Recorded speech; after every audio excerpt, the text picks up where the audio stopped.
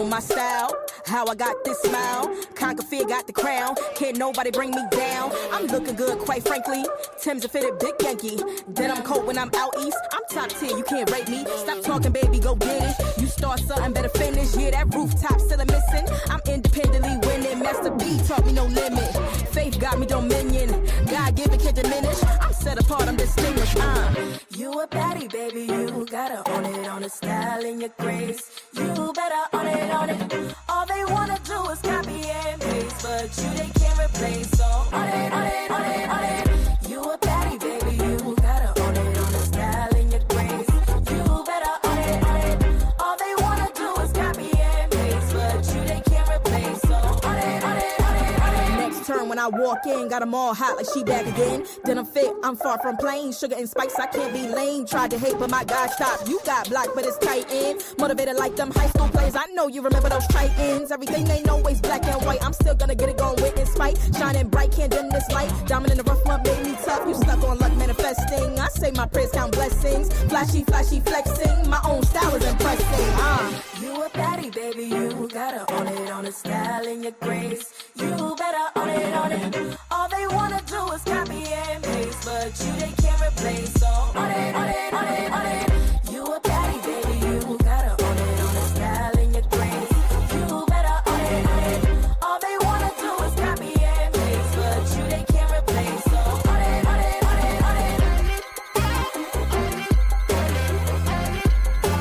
Pop them tags, pop them tags.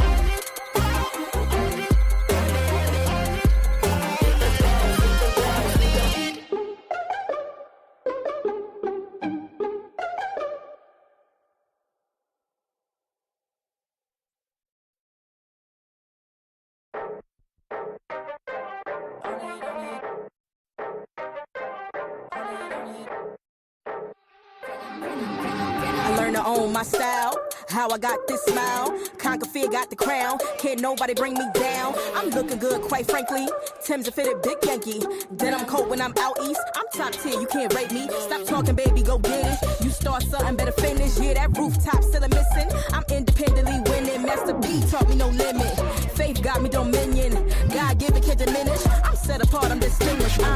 You a baddie, baby. You gotta own it on the style and your grace. You better own it. All they wanna do is copy and paste, but you they can't replace. So own it. You a baddie, baby. You gotta own it on the style and your grace. You better own it. All they wanna do is copy and paste, but you they can't replace. So own it.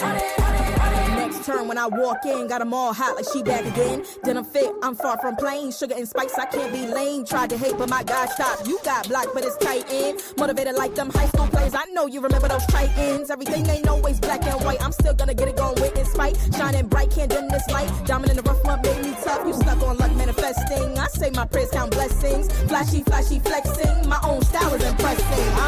You a baddie, baby. You gotta own it on the style and your grace. You better own it. All they wanna do is copy and paste, but you they can't replace. So own it. You a baddie, baby. You gotta own it on the style and your grace. You better own it. All they wanna do is copy and paste, but you they can't replace. So own it.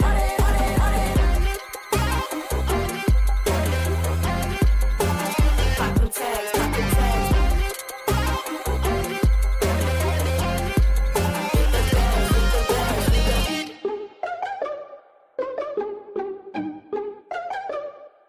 They watch, they hate, then they copy.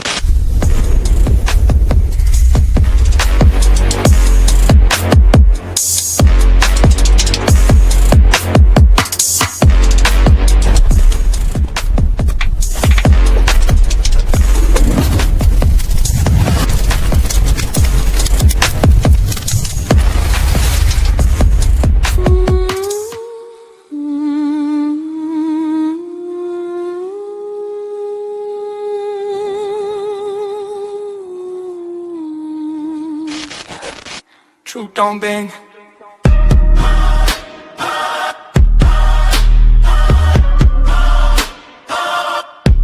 Truth don't bang. Truth bang.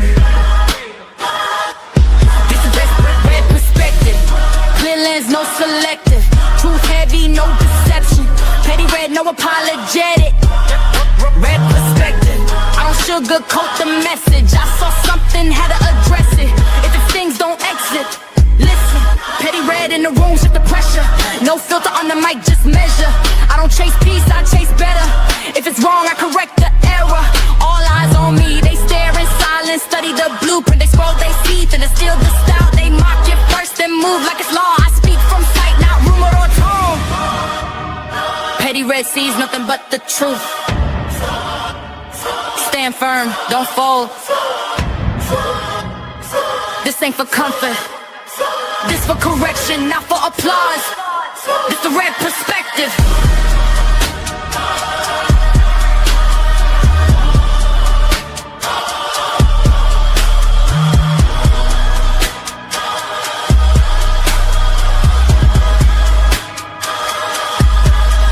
Red perspective, no fear in my message.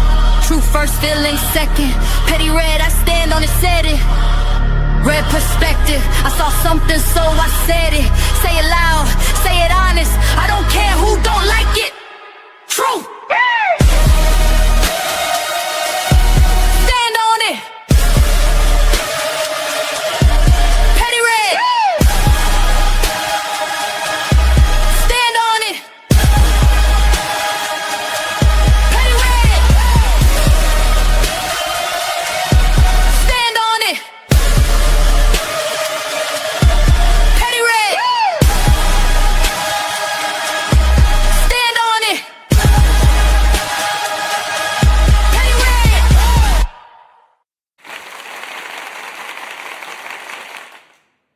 Hey everybody, welcome to Relative Vibes, where the vibe is always positive. How y'all doing on tonight? Can y'all hear me? Let me know if y'all can hear me. Put a 1 and a 2 in it. I see I got my glasses on today, y'all. I'm a school teacher today. Hey!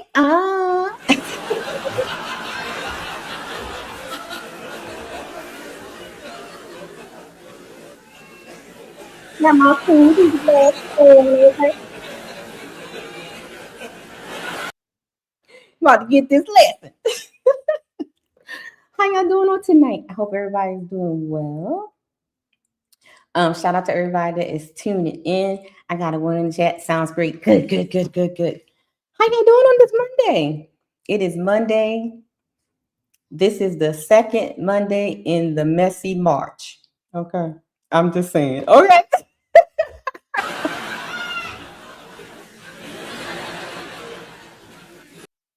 Look, it is messy March up in here, okay?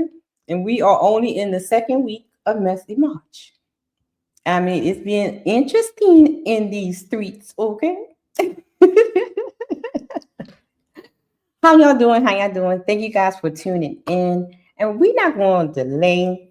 I had put the link in the chat. The link is pinned to the top, and I dropped it again. So if you want to come up and review what happened on yesterday on the Ladies First show, Dungqueesha has returned to the Ladies First show, baby, and she act up. Oh my God.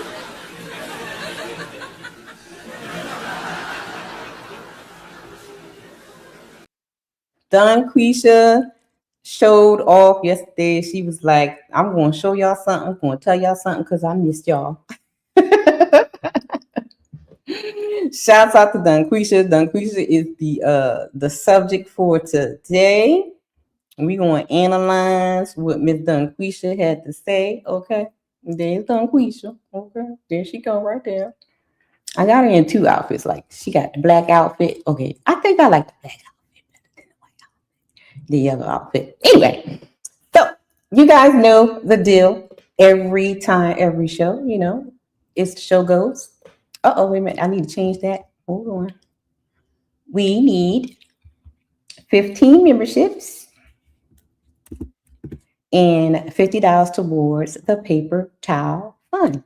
It is rolling up across the top. Okay. Dungqueesha covering up my name. See, she's taking over the show already. And y'all know you gotta hear Mr. K to tell y'all what y'all need to do. You fell in love with my avatar, that's sweet. Now fall into my Cash App at Red Lipstick Vibes. Legs, I don't walk. I roll into rooms and shut them down. Fund on Cash App, Red Lipstick Vibes. All right, guys, don't forget to support the Paper Towel Fund. And a shout out to everybody that's in the chat. Let me see who has tuned in so far.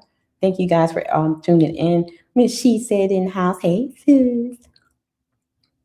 CB Beats is in the house. Hey, CB Beats. I got to get that song from you, CB. TC Top Cat is in the house. Hey, TC. Oh, no. Nemo is in the house. Hey, I haven't seen you in a minute. How you doing, dog? And shouts out to everybody that's tuning in. Make sure y'all hit that like button. And if you're not subscribed, subscribe to the channel. I'm not going to be a long time because you know I got my glasses. I want to teach you to do the lesson. So, he said, brother said, sun down, I'm full, entertainer, sis. I'm going to try. Look, I'm going to try to entertain you, okay? Dungqueesha, she did a lot of entertaining yesterday. Okay, she just turned that panel upside down. Okay. So I got just my glasses because I'm gonna be school teacher today. Okay, gotta get the hair out the way. Got my little grays now. All right. So we're gonna get this started. So how's everybody week going so far? I hope everybody's been doing well. There's been a lot going on in YouTube streets, and I know, you know, it's been interesting. I just got one thing to say. Keep a name out your mouth. That's all I'm gonna say. Keep my name out your mouth. I don't bother nobody in these streets, okay? All right? I don't do physical. I don't do physical stuff, okay? But, you know, those who know, know. All right, let's go. So anyway, let's get to the lesson. We got Dungqueesha, baby. Dungqueesha act up on the Ladies First show. Straight out the gate. Controversy, because... So, let me see if I got the right little... Let me see. Y'all like this? Oh, y'all like this better. Can y'all see this? Yes. I don't want y'all to see the glare from my glasses. So, my glare, you know, I got my glasses on today. Had to give my eyes a break from the contacts. I don't want the glare on there. If I hold my head down. Oh, wait, if I look at this camera, you can't see the glare. Okay, we're going to use this camera over here. So you can't see the glare from my glasses. Okay, is that okay for y'all? Oh, wait a minute, let me see something. Hold on. I think I can switch. Okay. Is that better? I don't know. Is that better? I don't think so. Let me try this way. Because I don't want y'all to get distracted by the glare from my glasses, y'all. So I'll look at it from here so you guys won't see the glare from my glasses. If I look down, I probably can do it. It's got glass on y'all. Okay. So yesterday, Dungqueesha joined the Ladies First show. And it got interesting straight out the gate.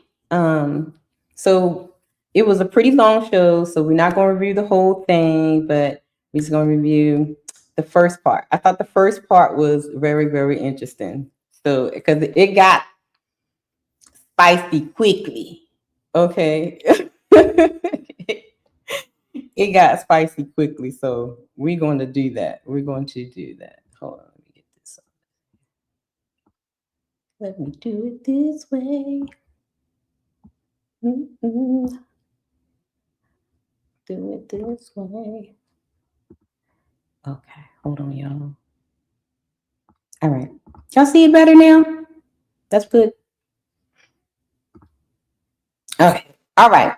So let's look to see what Dungqueesha in the ladies' first panel, I have to say. So there was a post that, and I've seen this on Instagram too, a post that a young lady had took, and she went viral for it. So let's listen to the first part of the clip. All right, here we go, guys. There's been controversy because there was a woman that got divorced, okay? And she's going viral because she's smiling about leaving the kids in full custody of the father. And it looks like everybody on the comment section is going crazy. She's saying, Felicia, your son, she's talking to her mother, to his mother. Felicia, your son didn't win custody. I gave him custody. I live with what I came with, and I ain't come with no kids. I'll see them on the weekends. Okay? Whew.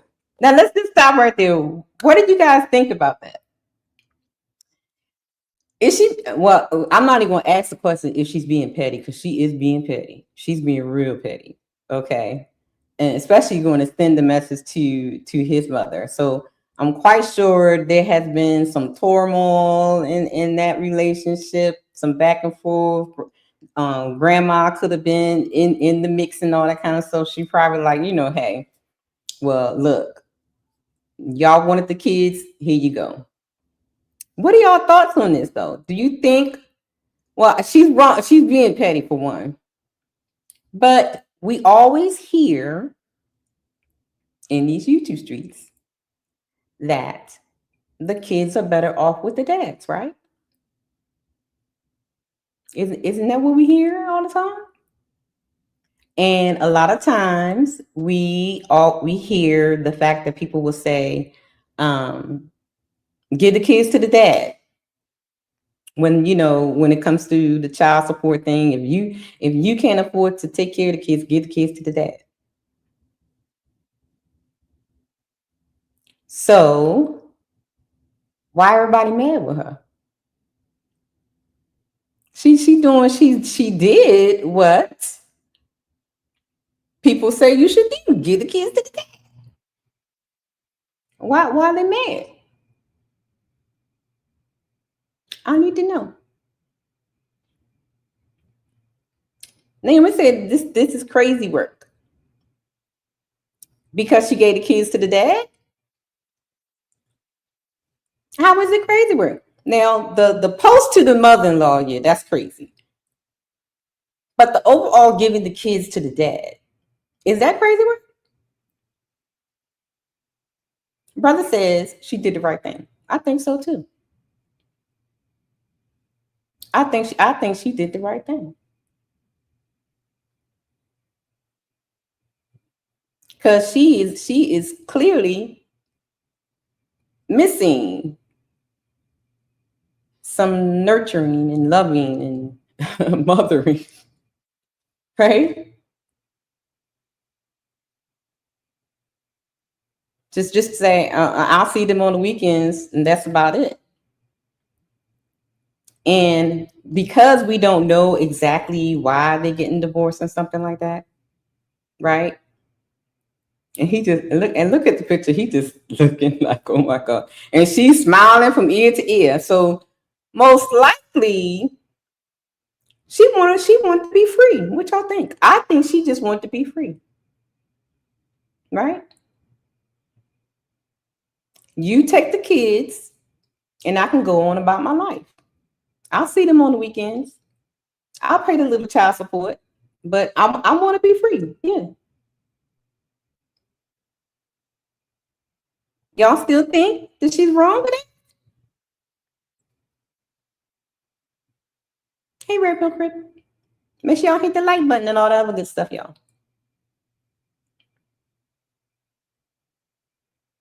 I would, for me, I would rather her give the kids to the father, right? Because a lot of times, I'm not sure if someone mentions this in this interaction on the panel. A lot of times when people go through divorces and stuff like that, you have a lot of bitter mamas, right? And they end up treating the child or the children, harshly because they're still bitter at the daddies. They're still mad at the divorce. They start to mistreat their children and stuff like that. Neglect them, you know what I mean? Because now they want to go out and party now because I'm not divorced anymore. So leaving them home by themselves. And in the past, last year sometime, I think, or 2 years ago, we seen several instances where parents left their kids home to go to the strip club, to go here and there, and something happened to the kids and stuff like that, a house fire or being left alone for, I think one lady left her kid for like a month, for months at a time.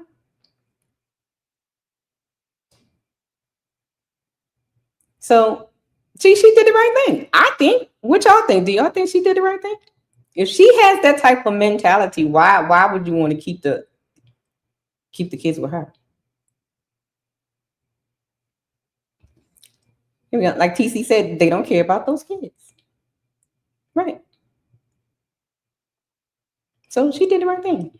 And she was being petty, right? Sending that message to the mama-in-law. But I looked in the comments and I saw a lot of people was like, man, why did you give your kids away? Blah, blah, blah. She knew what she was doing. I believe she knew what type of mama she was going to be. I believe she knew what type of mama she was going to be. Detached. She wanted to be free. I'm no longer married to this man. And just like how you guys say, when people get divorced and you don't want the woman to, take all your stuff and you leave what you came with. And she said, look, I didn't come in this marriage with no kids. I ain't coming in with no kids. And guess what? I ain't leaving with no kids.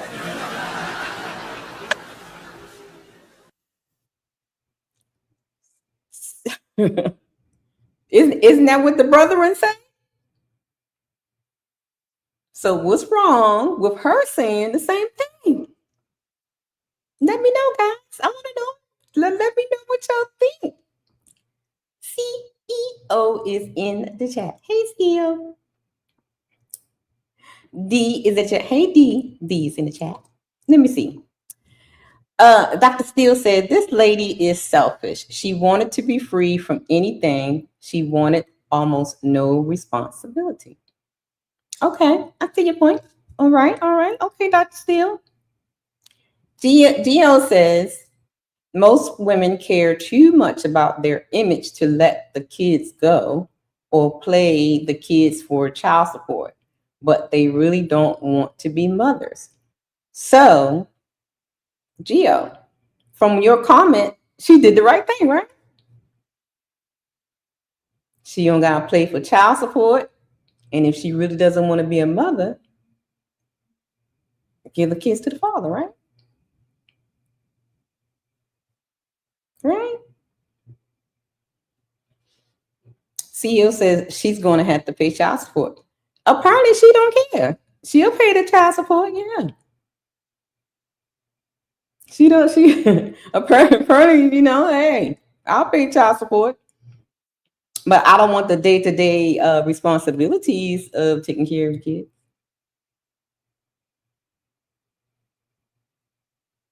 And so, we always hear in the space that the kids are better off with their dad. So, hey, dad, here you go.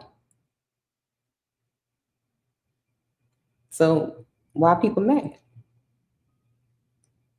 Why is people mad that she gave the kids to the dad? Isn't that what y'all be saying? This is what I be hearing in the space. And I think somebody's going to say it on the panel. I think.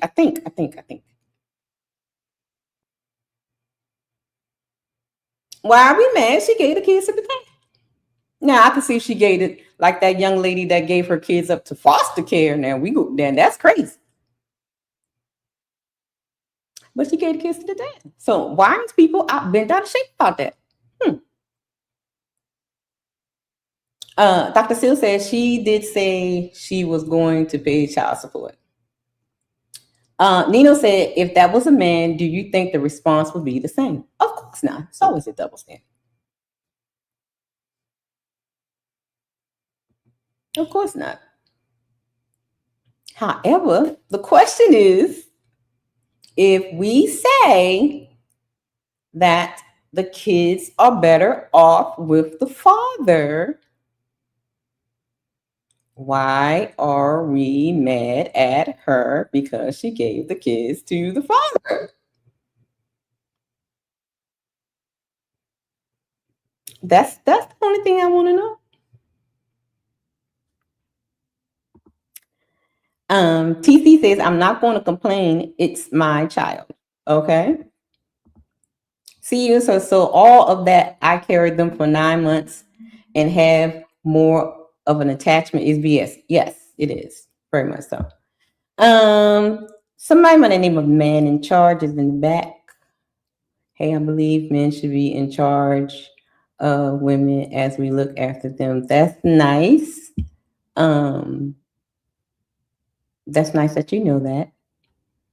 I don't know you, so I don't bring up people that I don't know. So I'm going to have to boot you from the chat. You can participate in the chat, okay? Thank you. Okay, and we're not even talking about men should be in charge, so we have a troll. Yeah, so pay attention. All right. Let's continue. Let's see. So it's kind of interesting because she's laughing and the guy is with his arms folded. So we're going from there, right? So friends, start the show with this question and then we go to the main event. What do you think about what happened here? Do you think she should feel embarrassed? Do you think she's doing what's right and giving the kids away because that's what men want? Like, what do you think? Like, what is your reaction to this situation? It's time to do. Go ahead, Melanie. You go first. Me first? Yeah, you go first and then we go from there. Okay. So I don't have a problem with what she did. I have a problem with the fact that she's smiling about it. I would want to know if she has sons or daughters to be able to assess the situation a little more. But I don't have a problem with him getting full custody. If she feels like she's an unfit mother, she'd be one of the women that did the right thing for a change. So, and I agree with Melanie. So, and it's like, because we don't know the, particulars of why they're getting divorced and all that kind of stuff. But the big smile on her face let me know she's saying, give me free. I'm gonna start. She's saying, give me free. Okay. She's like, free at last, free at last. Thank God, Monty, I'm free at last. That's what I get from that smile, y'all. Do y'all agree? That's what I get from that smile. That smile said, baby, I'm going to tear it up in the club. I don't have to cook no extra meals. I can stay up all night. I can get drunk. I can go on my girls' trips. I can tear it up now, baby. That's what that smile looks like for me. She's like, give me free. Okay. That's what that smile sounds to me. So let's go. That's what I have to say. Sarah, what do you think about the situation? Yeah, no, I can kind of hands down with Melanin on that one. I think everybody's better off in this circumstance. If her intentions, and I'm not going to assume intentions, but I'm going to hypothetical intentions. If her intentions were to do that to be spiteful, well, then the kids really are better off with dad in that instance. I wouldn't say it was a good thing necessarily for anyone, but it could be good by way of nobody's arguing over it, and she gave him what he wanted, I'm assuming. And if she wants to be a butthead about it, well, then go be a butthead about it and let your kid be with the person who's not going to do something like that out of spite. Yeah, and I totally agree with Sarah as well. Because if a woman could do something, like that, is to be spiteful, like I said in the beginning, just imagine how she would act towards the kids when she gets frustrated or when she gets angry. at the situation, at the dad, or say if he was on child support, the child support wasn't on time, or she thinks she needs to get more money. I mean, anything can set her off where she would just mistreat the children, right? So in order for you to not go through all that, just go ahead and give the kids to the dad, right? Because she's clearly, saying free at last. Thank God Almighty, I'm free at last. That's exactly what she's saying. Okay. So, what y'all saying in the chat? So, CEO says the truth is there are a lot of unfit men. Yes, they are, very much so. I agree with Melanin. Dr. Steele, I am not reading no paragraphs. Okay. Right. She said, give us free. She's happy. I mean, she's smiling from ear to ear, baby. Okay. Here we go. Dungqueesha, Queen Queasy. What do you think about what happened there? All right. So if they're little boys, definitely. But if it's a little girl, then I might need to talk to the sister and evaluate and assess it a little bit more. But I believe that boys, straight up, go a day. Girls, I don't know. So that's my take. I need to know what do you think? Now, Queasy came in hot and heavy, already making it a separation between boys should go with dad and girls should go with mom. So she's setting it up, y'all. Okay, it's about to get interesting. Nino said, I don't think any parent should publicly be smiling at giving up their child for custody. Yeah, that's what I'm saying. She give us free. Okay. She felt like she was on the Amistad, okay, on a plantation.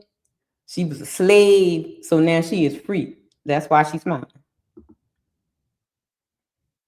See, so CEO says this part pissed me off. Yeah, and when I was watching the chat, it was a couple people like, "What is she talking about?" So let's get into it to see what. Look, Queasy something else, y'all. Here we go. Like raises girls better, man or woman? I think a woman raises girls better. So you think like the man couldn't be like a disciplinary? Like men usually love their girls a little bit too much. They spoil them a little bit too much. Like, don't you think they could give him the nurturing and then do the disciplinary thing too? Or you think it's better to go with the girl? I think that women, because the little girl is a little girl that's going to turn to a woman. I think a responsible woman is better at raising girls than a man because she's a woman and she needs to grow up into her femininity. She needs to be raised by a responsible, nurturing, loving mother. So that's what I'm. So here's where the problem is, Queasy. They be nice. These chickadees ain't feminine. These chickadees is masculine as all outdoors, okay? And they're not nurturing. I don't know what's going on, what happened over the years that being a mother has absolutely changed. And a lot of times I find, and there is a couple of studies on this as well, where the women are more harsh on the girls and more lenient on the boys. This is where you get the whole son husband thing. And I did 2 shows on Mommy Dearest, where I talked about, and a few other young ladies came up and talked about, they had their own PowerPoint presentation on certain things that happens in the family with their mothers, that when the single mom raises a daughter, it's more contentious, it's more combative, it's more of a battlefield, I should say, because a lot of times the mother sees the daughter as competition, or and there is no true mother-daughter relationship in some cases. And I think what has to do with it a lot of times when the mother and the daughter are in close in age, because we have that dynamic now where the mama is 40 and the daughter is like 28. You know what I mean? Like they dress the same, they talk the same, they go out the same, they do, you know what I'm saying? So then it becomes that friction in the household. And then you have the aspect of, you have a lot of women that kind of see themselves in their daughters, and they try to sabotage their lives by not teaching them femininity, by not giving them nurturing, not loving them, not taking care of them the correct way like a mother should with their daughters. So you have to take that in consideration as well. So I agree with Queasy when she says you have to assess the situation with the young lady, like, because we don't know all the ins and outs of what happened. But I don't agree that the little girls should always go with the daughters, go with the mother, because sometimes being with the mother could be the most toxic thing to do. Okay, here we go. Talking about Fatty.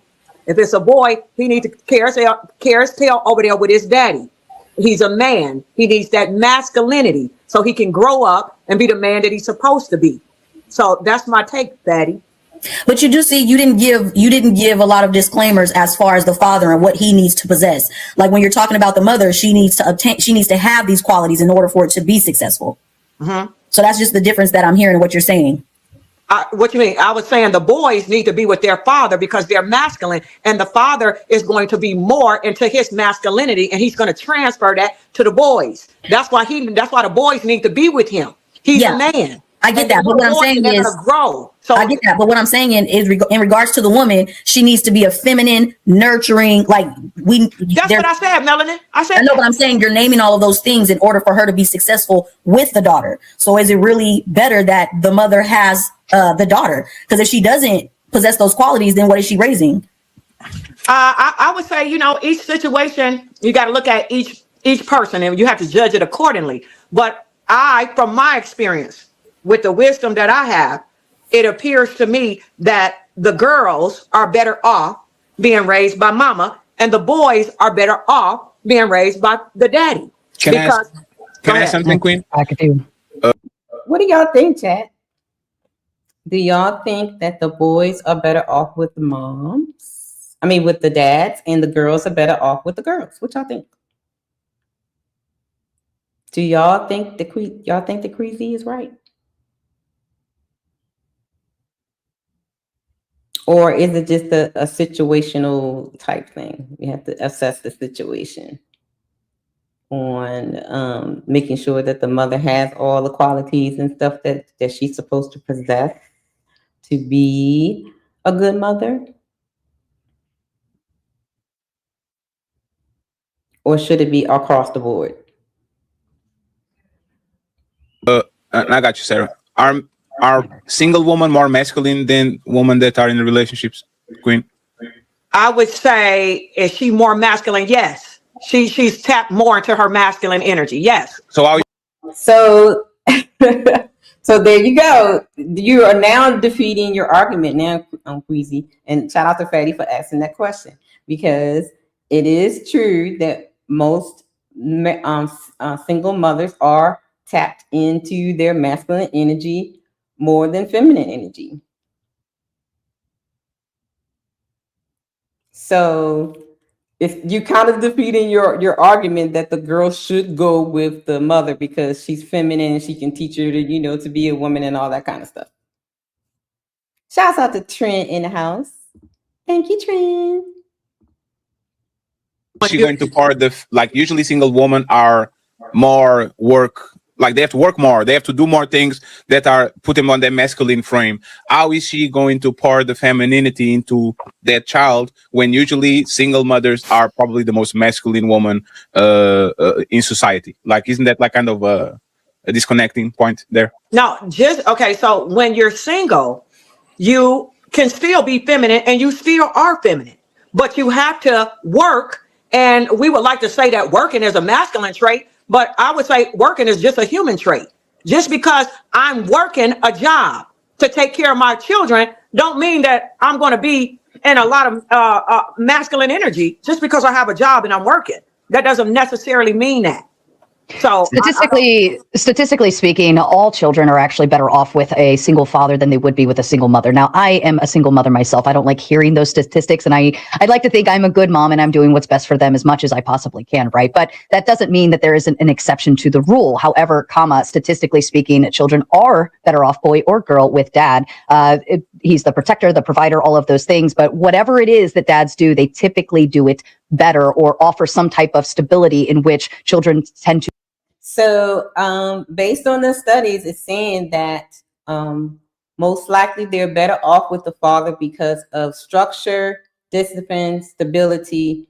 They have more access to financial means. So those are the things that kind of make fathers better fathers over single mothers, because, and I think most likely it's because of the structure and the stability. It makes a big difference in a kid's life. And with the single mother, it's kind of shaky.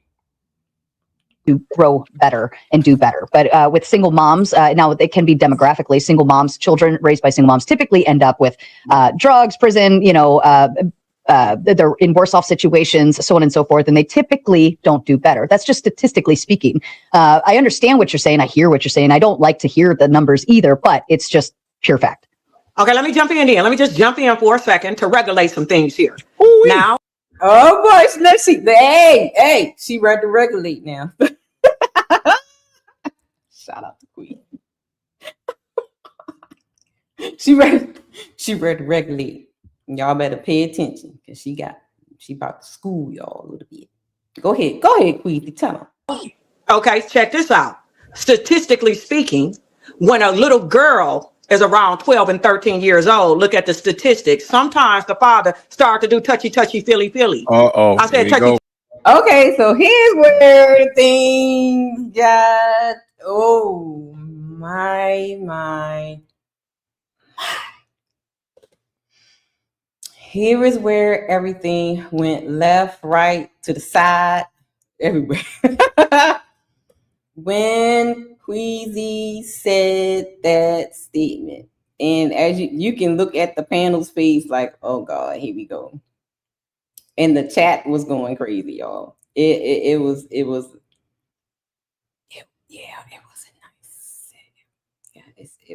Here we go.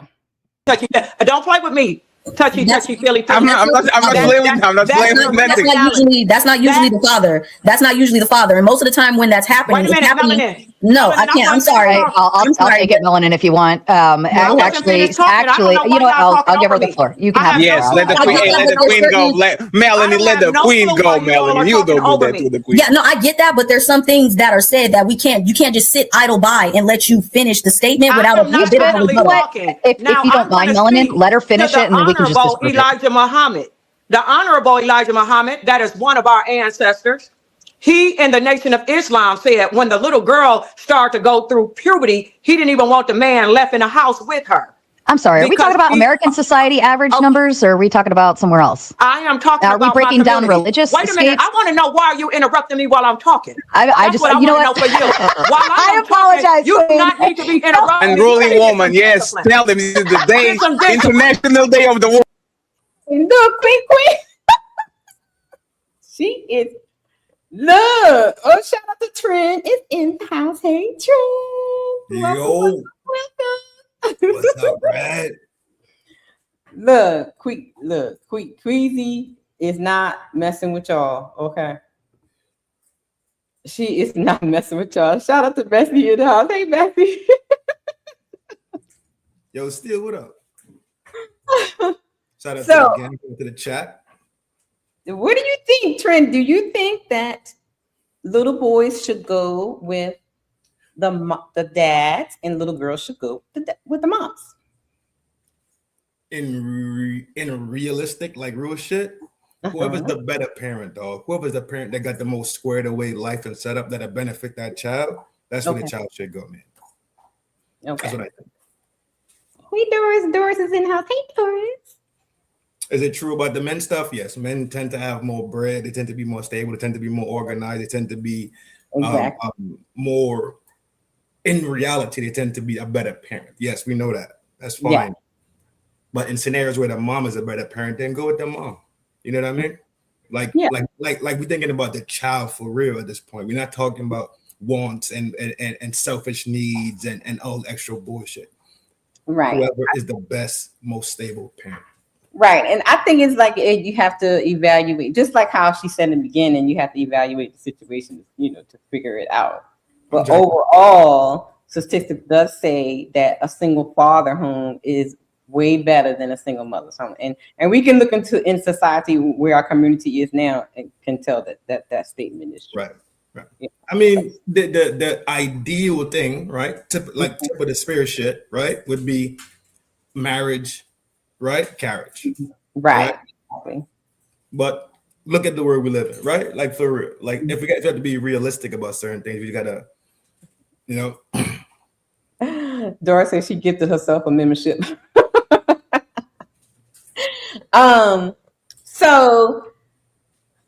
Messy, these two were getting divorced, Messy, and she posted a picture of her smiling and she was clapping back at the mother-in-law saying that, I didn't lose custody of the kids. I gave the kids to your son. And so, people were like mad at her for giving up her kids. But I was saying that she did the right thing. Is that the lady with the 3 kids? I don't know if she had 3. Okay, I saw something else today. But she posted a post with her smiling and him in the background in the, I guess it was like the lawyer's office or whatever. But anyway, and so people were mad that she gave her kids away. But I say if she knew that she wanted to be free, she wanted to be Amistad. Okay, give us free, right? What? I'm just saying. Yeah, Amistad.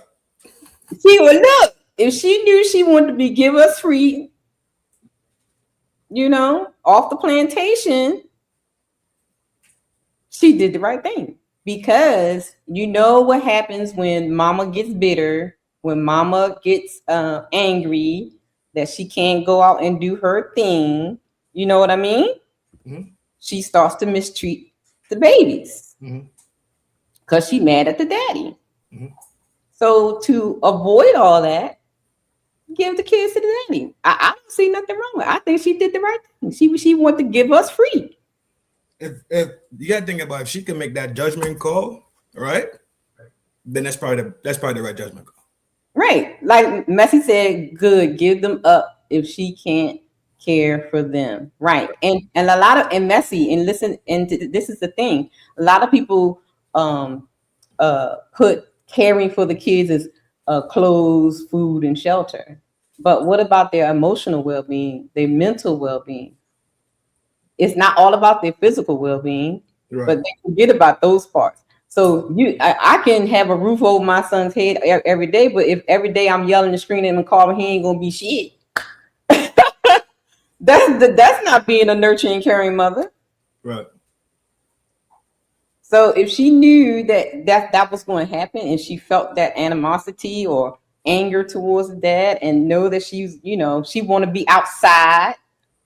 She want to be outside.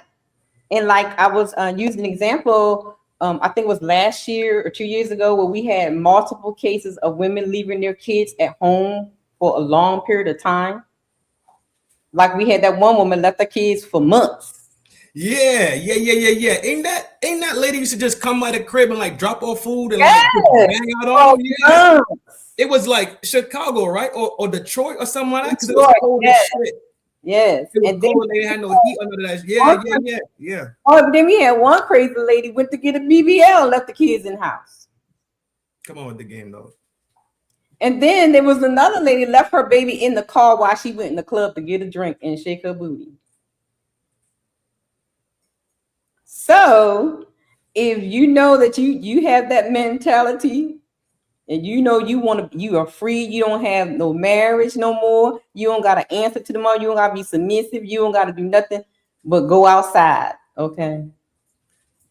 She wanna go outside. She wanna have fun. She wanna go on girls trips, and she wanna go and do this. We love that liquor, love that liquor, love that liquor, baby. What they say, Patron make you do wrong. Henny make them spin that penny. Paul make your ass fall. Casamigos have you spinning, bitch, spinning, bitch. That's what she want to do. Okay. That's what she want to do. That's the thing too, though.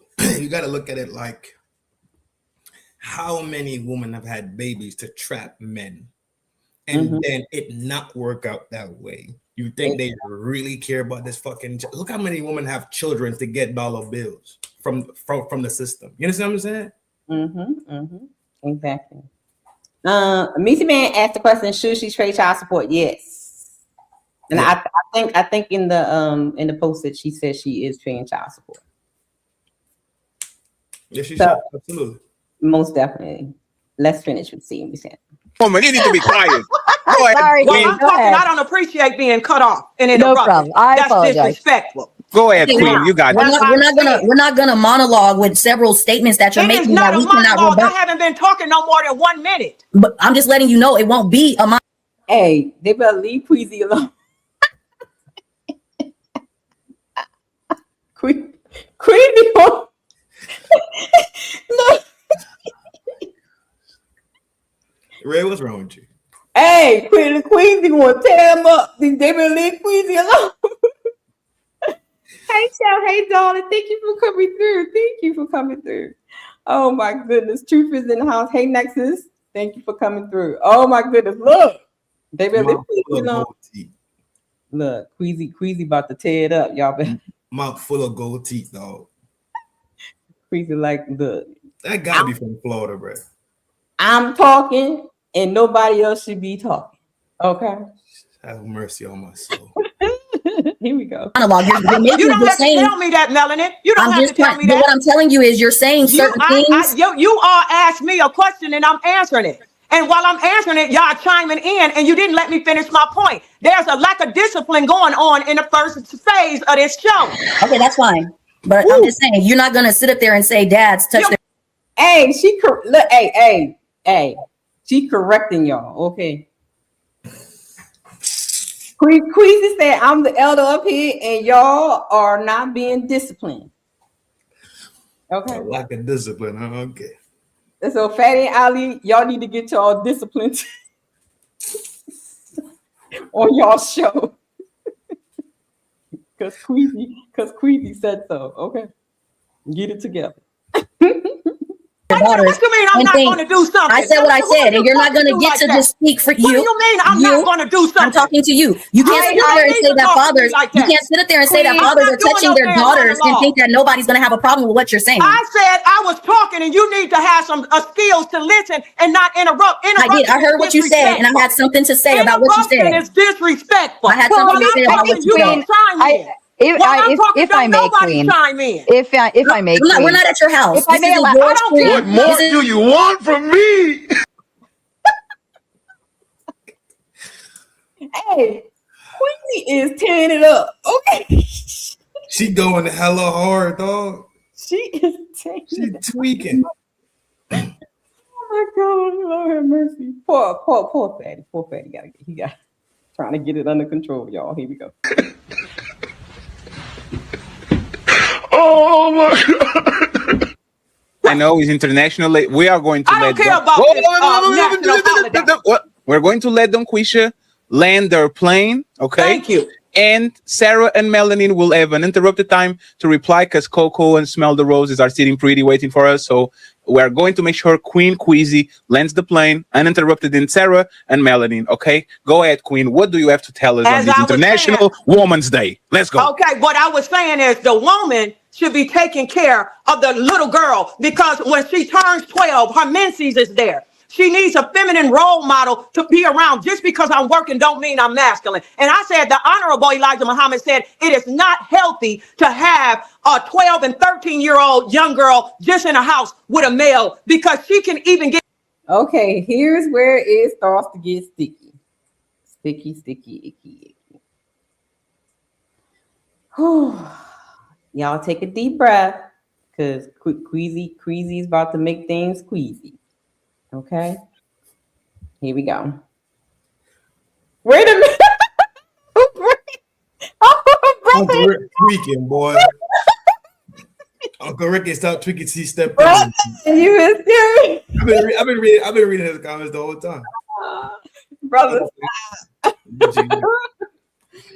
Oh my goodness, y'all. Oh my god. Okay, now here's where Queasy starts to go off the rails, y'all. Okay, y'all ready? Here we go. Not healthy to have a 12 and 13-year-old young girl just in a house with a male, because she can even get things twisted and become attracted to her father. So that's what has happened in history. So I was just. What do you think about that? Full of shit. What do you guys think about it in the chat? Does Queasy have a point? Does Queasy how? Okay, let's say it happens. Mm-hmm. And you have 10 households, a father and a daughter. How often is this thing happening to the point where it's relevant to have a conversation about? Now, this is where I come in. Okay. Well, I wanted to play a little bit more, then I'm going to drop the information. So I think if the father have structure and discipline in the home, I don't think that a little girl will even look at her father that way. Only time that happens if the father is actually doing something to the daughter to make her feel like that. Thank you. But if he is raising her as a father should, she's not going to look at him like that. Thank you. So because there is no actualization. Exactly. Of exactly. Christ, bro. What the fuck is you doing? See shit like this, dog. it grinds my gears, dog. Mm-hmm. Like Uncle Rick said, 0.0 exactly. Mm-hmm. But people talk about minute stuff and they make that mold into a mountain, and it's just great. That it's not. Right.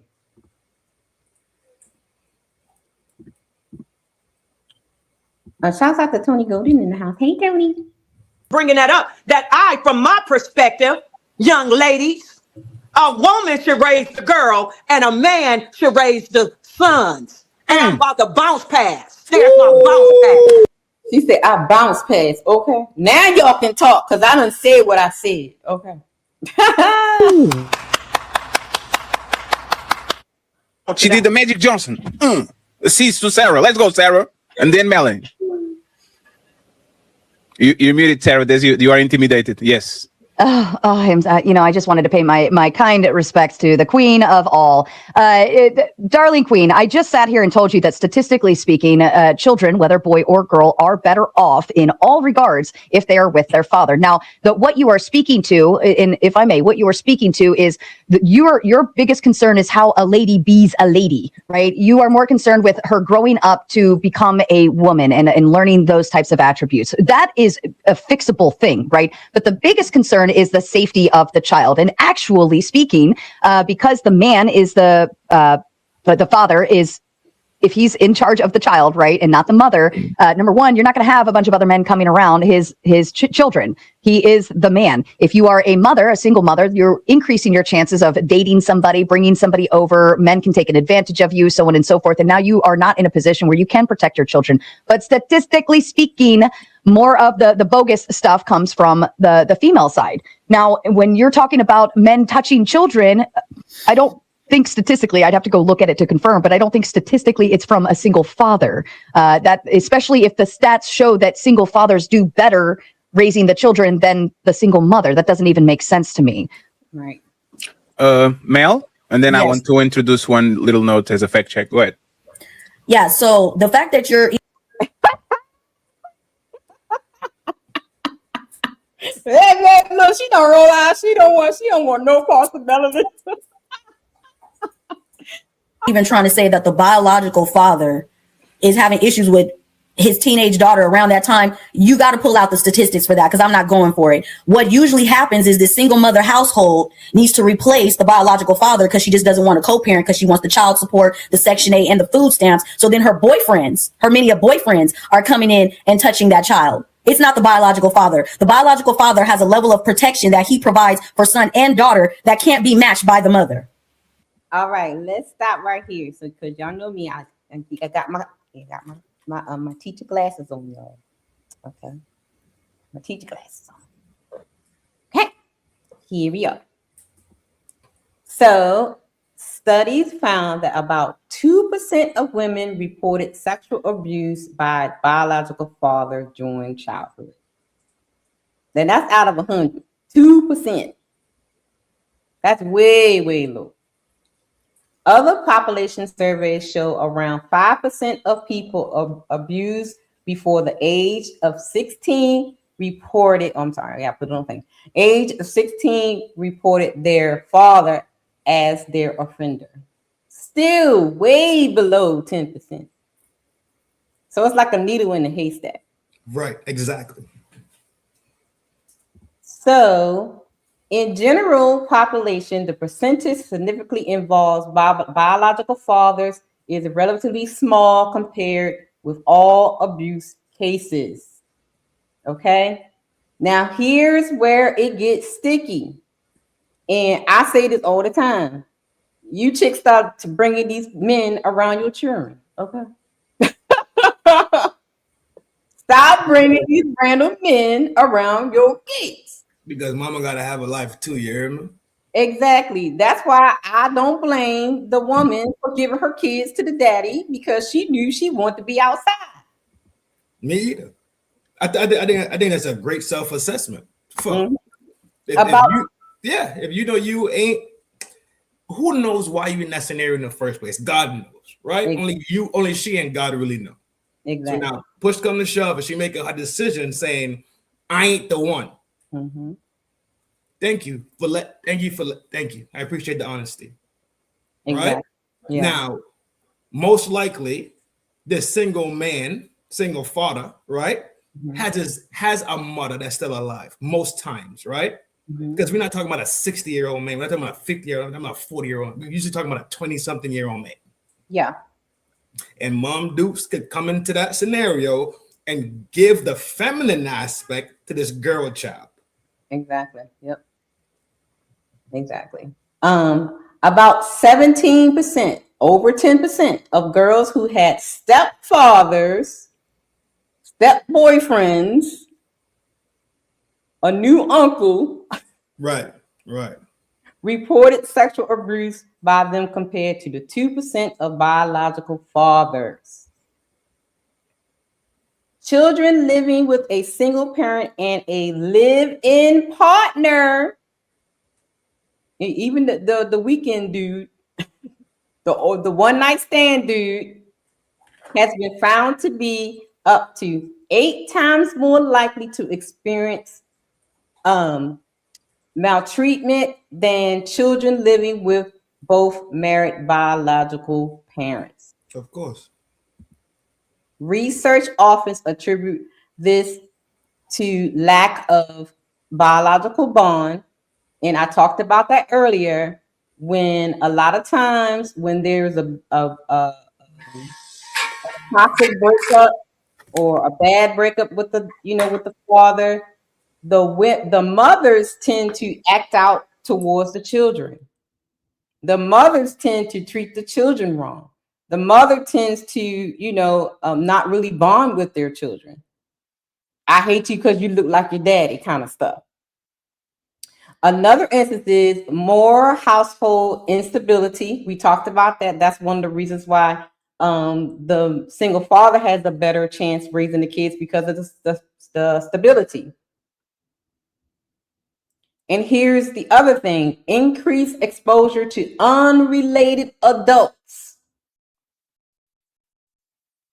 especially when you have a mama that's in the street and she like to bring her conquest home.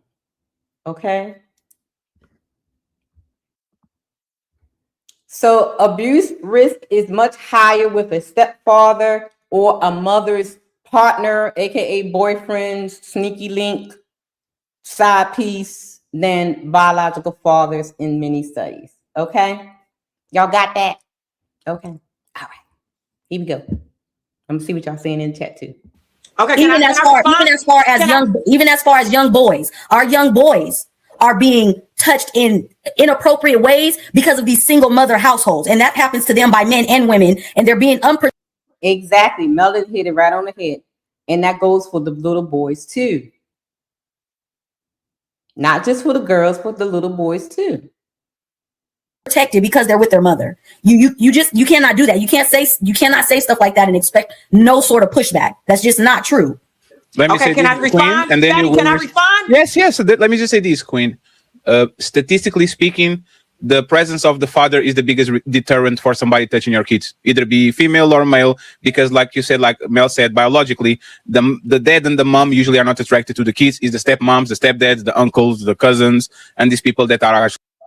And Fatty is correct. I even saw a video where a convicted pedophile, and he even said what they look for when they want to take a child.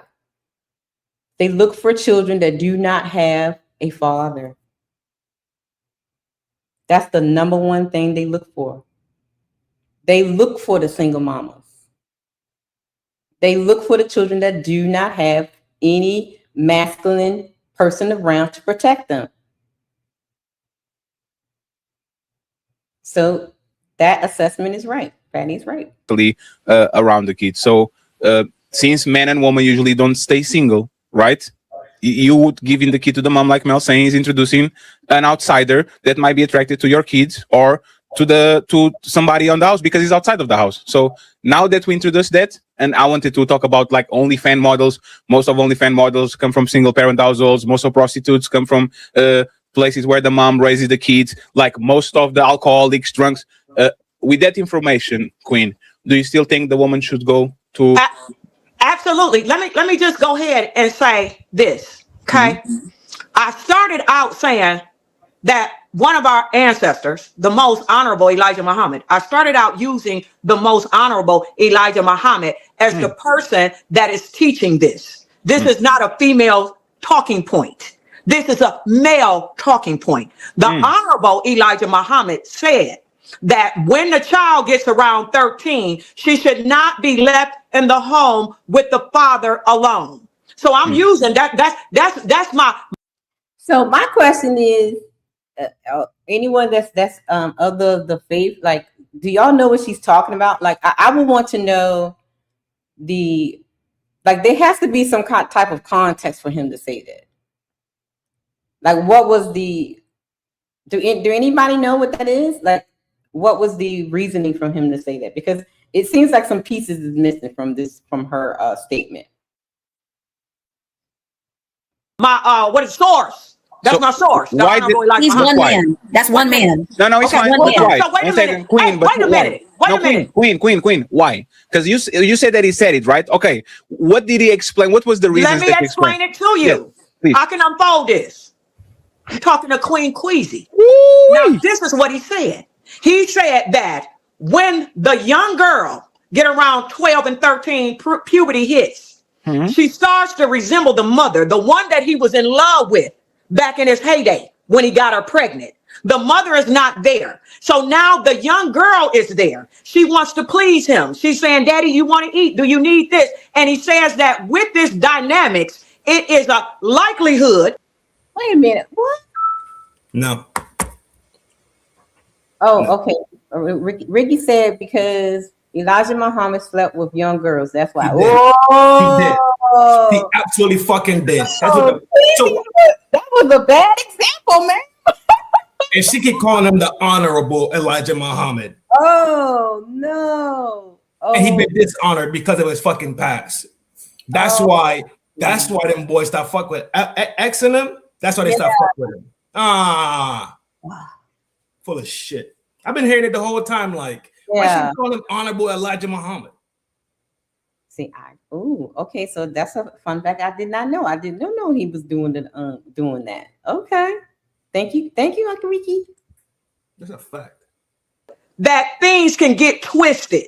He said it can get twisted, right? And what he said was this, the Honorable Elijah Muhammad, not me, the Honorable Elijah Muhammad. And their statistics will show you. When you go back in time, you will pull up every support group I went to. Everyone that I went to, I wasn't molested. I ain't gonna lie, my daddy was good to me. But every support group that I've been to, if it was 12 of us in that circle, 11 of them said that they were touched by daddy, stepdaddy, uncles, and cousins. Now I'm talking about, it was 12 of us in the group, and I was just about the only one. That's why I know that this is real. So anyway, the point that I'm making to you is this, that when the Honorable Elijah Muhammad went and started listening to the testimonies of these women, he said that he found out that it was happening more often than not, that it was a serious problem. So at the mosque, he said, in this mosque, I don't want the fathers to be in the home with the little girls alone. So I just used him as a speaking point. So I'm gonna land my plane right there. So before, what you think, Tran? Yo, like we came in the gate and we said the numbers were small, right? Now, let's be clear. 1 is too many. Across the board. Yeah. Right? Mm-hmm. She's doing that mountain to mold thing again. Now, okay, you want to use your group that you've been in with your 11 other homies. What kind of group was it? What if the group was specifically for people who've been taken advantage of? Then they're fucking right. They're gonna have that fucking motherfucker. Are we crazy? You can check my group. What's the name of the group, man? It's probably like survivors, sexual abuse survivors, or something like that. Thank you. It's probably one of them groups that people are there for that reason. They to talk and help each other, and it's real. I think those groups are helpful, right? Like not Alcohol Anonymous, survivors. Great. It's great that people are still here. They're still alive. They still pushing. They still fight. I'm with all of it. Mm-hmm. But what's the name of the group, yo? It could have been that group. You telling me you get 11 random people together and all of them got fucked over like that? No, that's what the group was for. That's what it was for. Yeah. 11. Come on. All right, let's go. Let's see what Queasy got to say, baby. Roses go. I have one last question for Queen. Queen, do you think that most men that get touched by a woman or most women that get touched by a woman report it? Like if a person gets touched by another woman, right? Either be a kid that is a kid or a teen and they get touched by another woman, or a woman that get touched by other woman. Do you think they usually report it? No, they don't. So wouldn't that be fair that the numbers or the groups that you have are kind of skewed because every time or most time that woman touch other woman or kids, there's kind of a silence. He's a woman.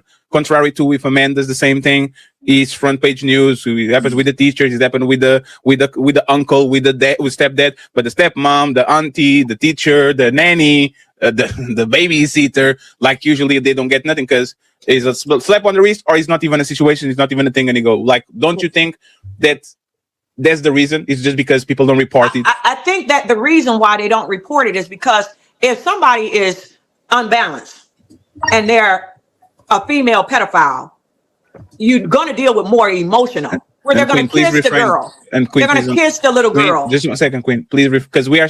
If it was just our shows, we'll be okay. But there's more people streaming. Just use the PDF file. Don't use the. Oh, see, I don't know that type of stuff. No, it's fine. It's fine. Oh, yeah. Go ahead. So the PDF file, in terms of a woman, is usually more of emotional. She's doing a little touching. No, it's not. How do you want to? Wait a minute. How you going to say it's more emotional, but then you out the same mouth you're gonna say she's doing a little touching? What's going on? That doesn't make sense. How you gonna go from one thing to the next? If she's doing emotional, but then you say she's doing a little touching. That doesn't make sense, Queasy. Come on now. Hey, dog. It's fine. Let her land. Let her land, and then smell the roses. We'll have the chance to intervene. Go ahead.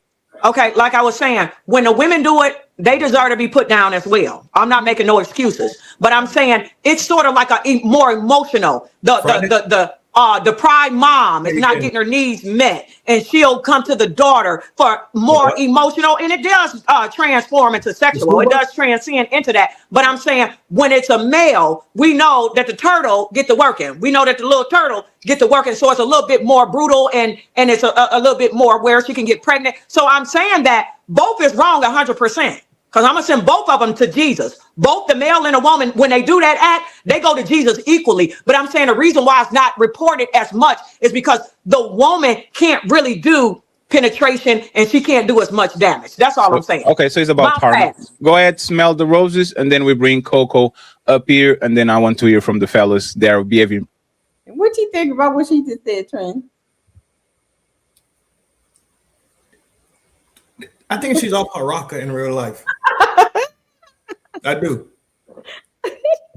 Regardless of what genders performing the violation, a violation is a violation. Exactly. I understand what you're saying. But okay, if you talk about two guys, a young man versus an adult man, that's still you could penetrate that. Exactly. Yeah. Woman can't penetrate. Obviously, woman could penetrate. Obviously, right? But a violation is a violation, regardless. Even if it's the most simplest thing as not penetration, right? But touching. Fuck all that. It's all fucked up. Exactly. It's all bad. Exactly. Like even like women towards other women, like touching their breath and carrying on and doing weird things because they on the. You know what I'm saying? They can be inappropriate towards boys and girls. Yes, they can. And I find it very interesting how a lot of times women downplay the women being pedophiles towards little boys and little girls, but they will definitely champion the fact that a man would do it. But they never say, "Oh, it's a rare case that a woman do it." No, it is not a rare case. The only thing is, just like Fetty was saying, and I think a couple people on the panel will say, it goes unreported. Grown women be preying on these little boys. Yes, they do. Constantly. Grown women be preying on these little girls. Every single day, right? Mm-hmm. I see something where a teacher then banged a 14-year-old, 15-year-old, 16-year-old, 17-year-old every day. Yeah, exactly. Yeah, the thing about it is with males, they're getting more bolder to report things like this now. Now males are reporting. Exactly. Right. Back then, males didn't say nothing because guess what? That possibly was your first piece. Right. You finally done fired that fucking hammer for the first time, and it feel good. You know what I'm saying? Right. You probably ain't gonna say shit. Right. Yeah. So then the homies that might know about it be by giving you daps. I was about to ask that. Yeah. And it's wrong on our behalf to look at someone's innocence being taken from them, but we got to realize at one point too we was ignorant too. Right. It probably happened to us too. And you see how like it's the same thing like how we talk about men crying and men having emotions, men expressing themselves, right? Mm-hmm. Mm-hmm. Same thing.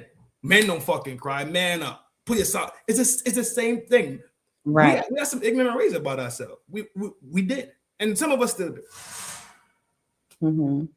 So, do you think that that's still a prevalent problem now with men not reporting things like that because it's sort of like a badge of honor? No, not no more. It's a different time.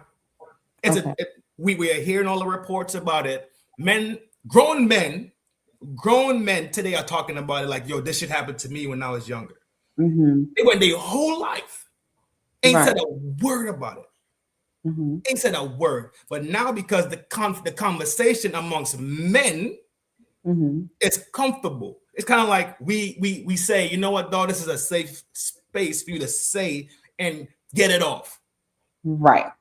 So we listen to what men say now. I listen amongst men. I know I do it. When my brethren feeling some type of way or something happening to my brethren, I just sit down and listen. Mm-hmm. Because that's pretty much all they probably really want. Somebody just hear them out. You know what I'm saying? Right. Get this shit off their chest, and most likely they're good to go.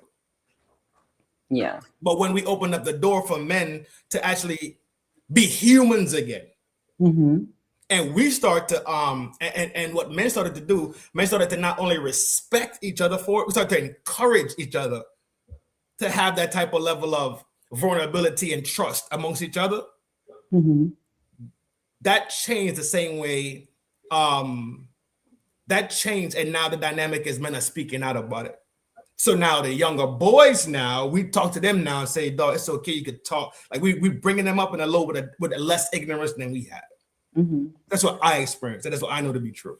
What about let's flip it. Not necessarily. So what about when they're touched by men? Is it the same thing? Is it the same reasoning why they don't say anything? Or something different? Okay.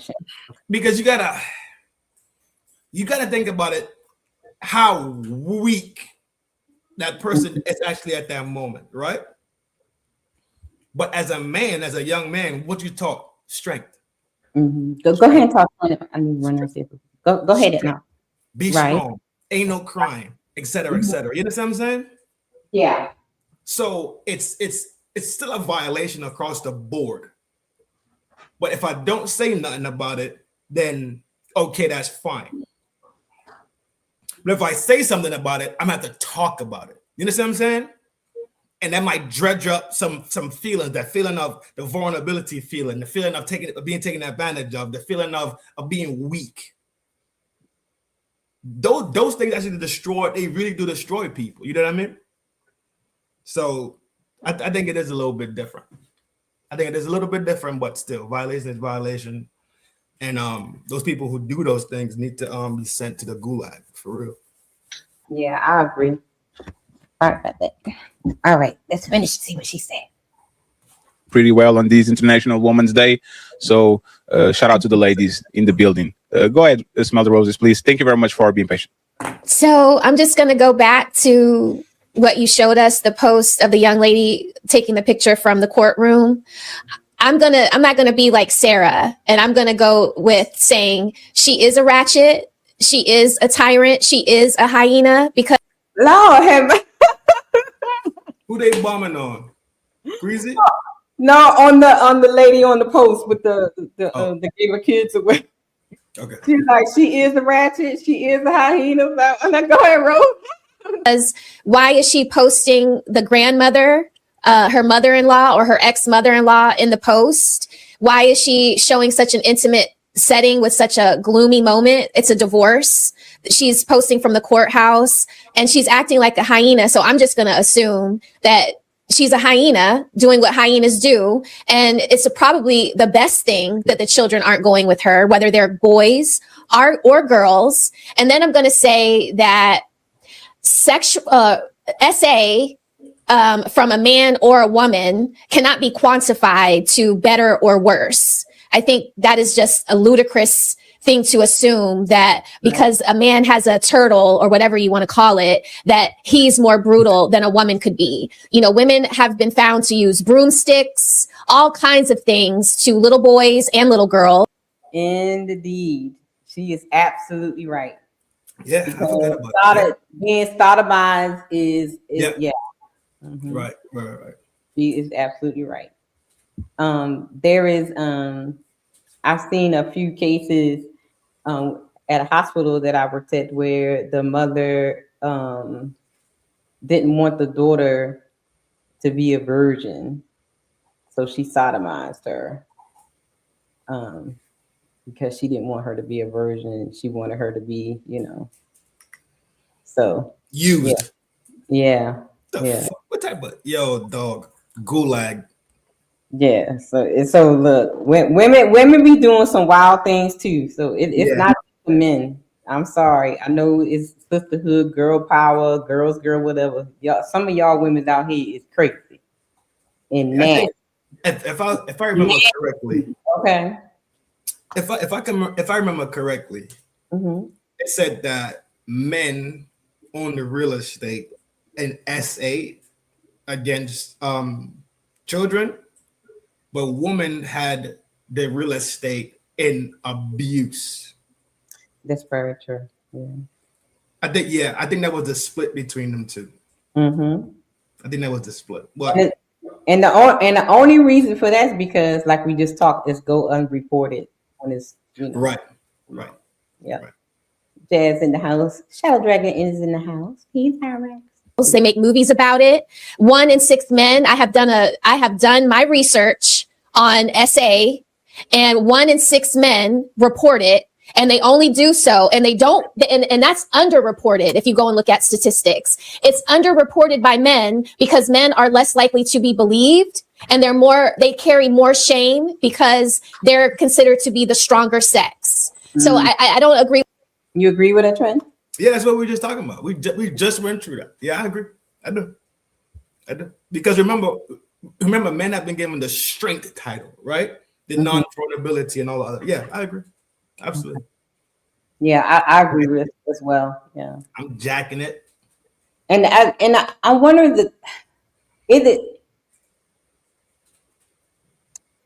it more shame or is it more bragging rights? What is the level? Would you say it'd be more shame or more? Well, in a sense of it being a man violating a boy, I think it's definite shame in that. Okay. Because you're not whole anymore. You're not untouched. You know what I'm saying? Mm-hmm. If it's a woman and a boy, okay, it's still a violation across the board. But you're not necessarily sodomized, if that makes sense. Right. You understand what I'm saying? Yeah, I understand what you're saying. So it's kind of viewed differently because of the mechanics of it.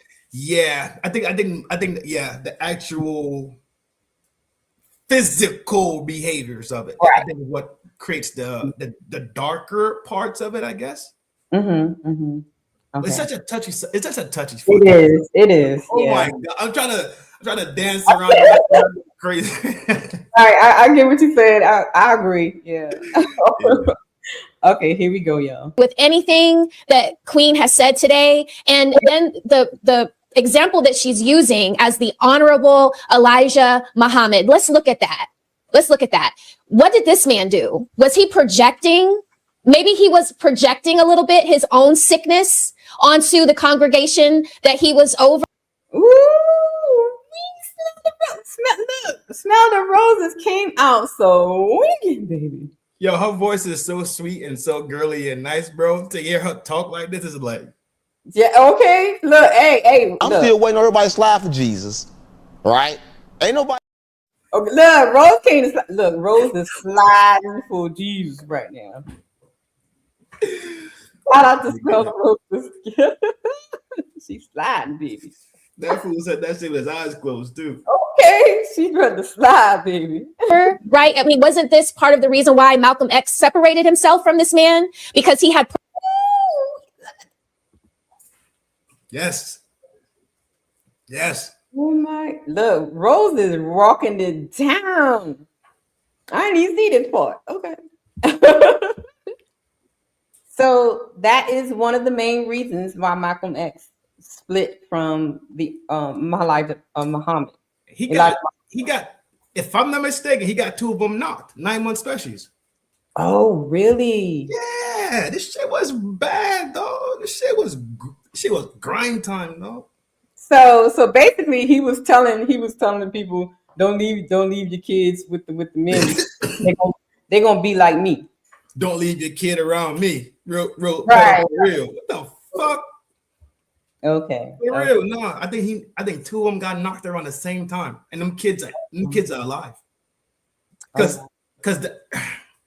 the girls were removed because he denied it. The girls were removed from taking care of his household because remember, they did a lot of servitude work, like a lot of those like mission work. You know, they come by and the girls were removed from the mosque, I think, and he condemned them as fucking whores, if I'm not mistaken. And he the one that made him hoes. He the one who knocked them. Exactly. Well, what does it make you if you have sex with different women? A slut maker. He a slut maker. Like, what you do?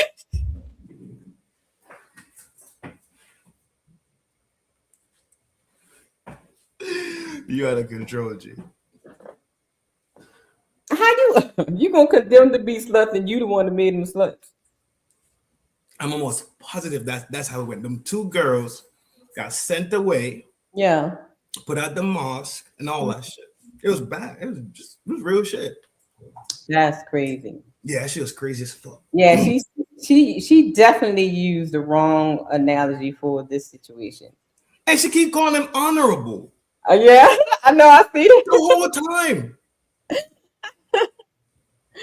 Oh my goodness! Look, I mean, you know, some people's just you big dummy. I mean, you know. Let's listen to Rose Walk Her Down, baby. Proclivities for young brides and multiple young brides. So to throw him in here as him being some like look at Coco. Coco can't even contain herself. She's swirling around in the chair. Who? Coco, right here, next to Melanie. Next to Melanie? Yeah, she's like, child, she running. Tweaking. Let me back it up just a little bit with Rose Stark, baby. She tears it up. I don't agree with anything that Queen has said today. And then the example that she's using as the Honorable Elijah Muhammad. Let's look at that. What did this man do? Was he projecting?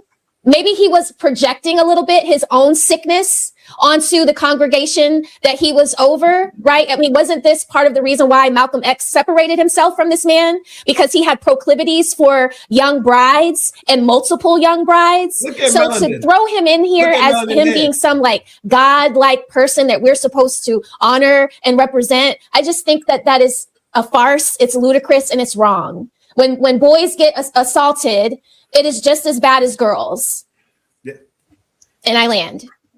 Do you want to say anything, Queen, before Coco pulls up? Yeah, I could jump in. No. Why you jumping in? Like, she don't want you. What are you doing? They don't know what the fuck they're doing. Queasy, no. No, Queasy. You don't need to say anything or do anything. Just take that.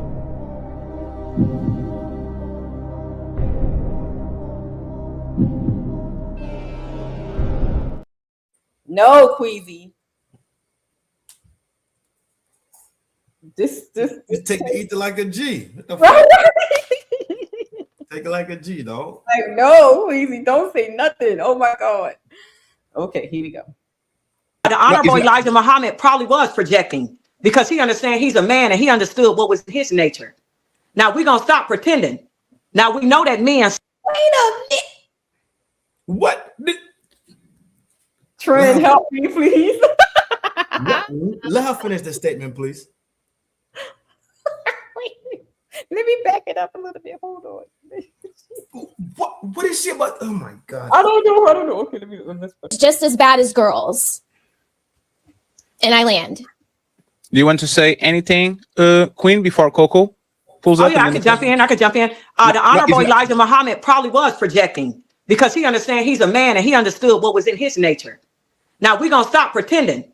Now we know that men suffer in that area. I want y'all to all stop playing with me. You know that is an area that predominantly the man suffers in. What exactly? Do you see? What exactly? Men. He suffers in that sexual department of doing sexual deviant behavior more than women. And we know that. So why the fuck do you use him as an example? Why would you use him as the that's your linchpin point to use somebody that we know across the board has violated this motherfucker crazy. Exactly. Like what lady, what are you talking about? This is why I be quitting shit. And I kind of like disagree with, and the reason why I disagree with her when she said it's mainly men, right? I think because it goes unreported more than anything, or it's more acceptable when it's done, to the boys and stuff, when women do things to the boys. I think for me, and I could be wrong, I think it might be neck and neck. Yes, I think so too. I do think so too. All right.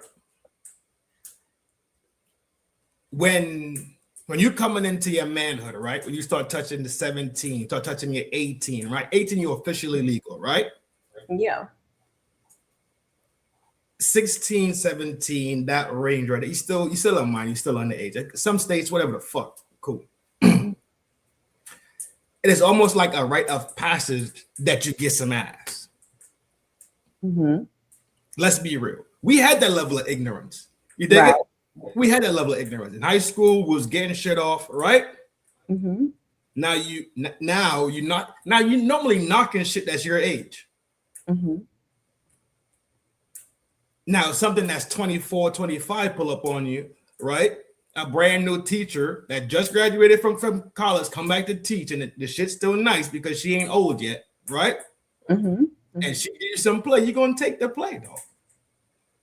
You're gonna take the play. Is it right? No. The same way these motherfucking ratchets in school was getting knocked by motherfuckers in college, getting picked up by motherfuckers. It's the same shit. Just we fucked off like that, though.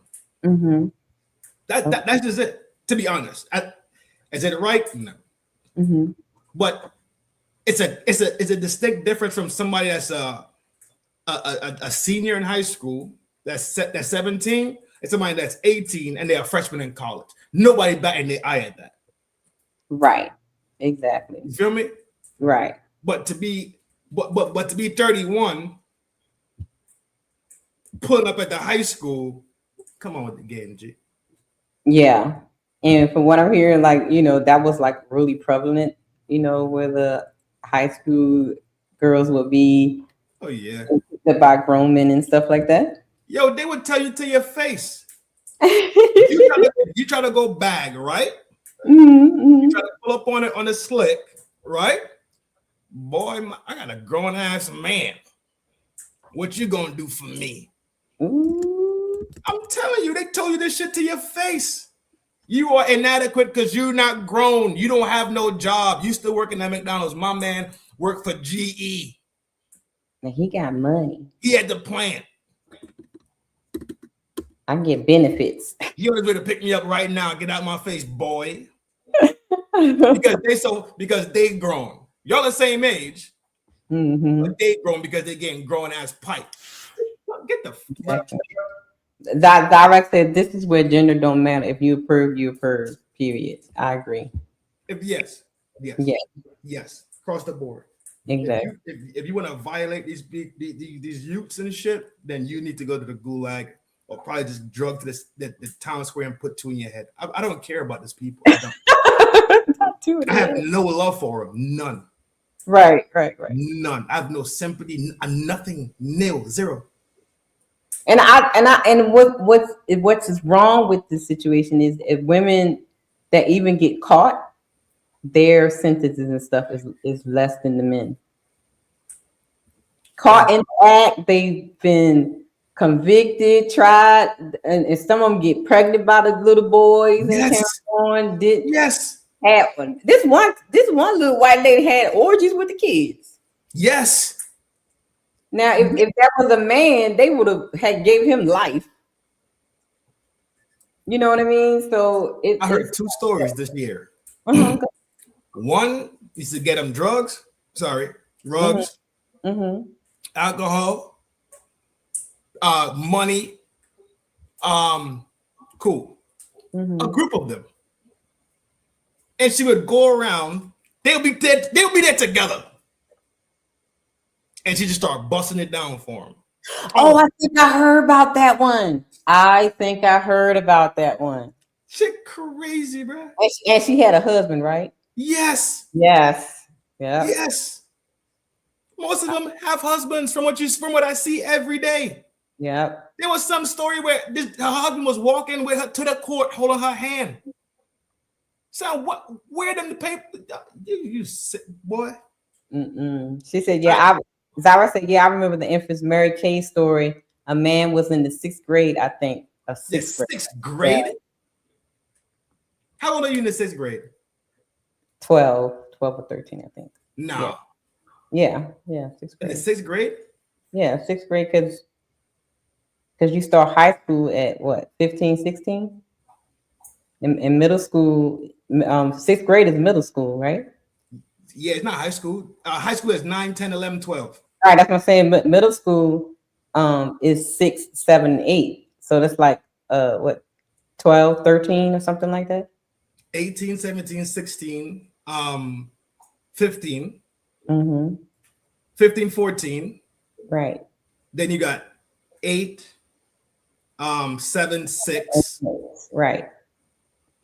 Yeah. But that's why I say 12 or 13. Yeah. She said 11 or 12. Yeah. So you had the early ones and the late ones. Yeah. Yeah. I think it's 11 to 13 block, maybe, for sure. You had the early ones and the late ones. Yeah. They're just getting out of elementary school. Yeah. Okay. Ooh, I didn't go to school in America for them years. I went to school for 9th grade. So I don't know. Yeah. Stuff like that I'm not savvy with.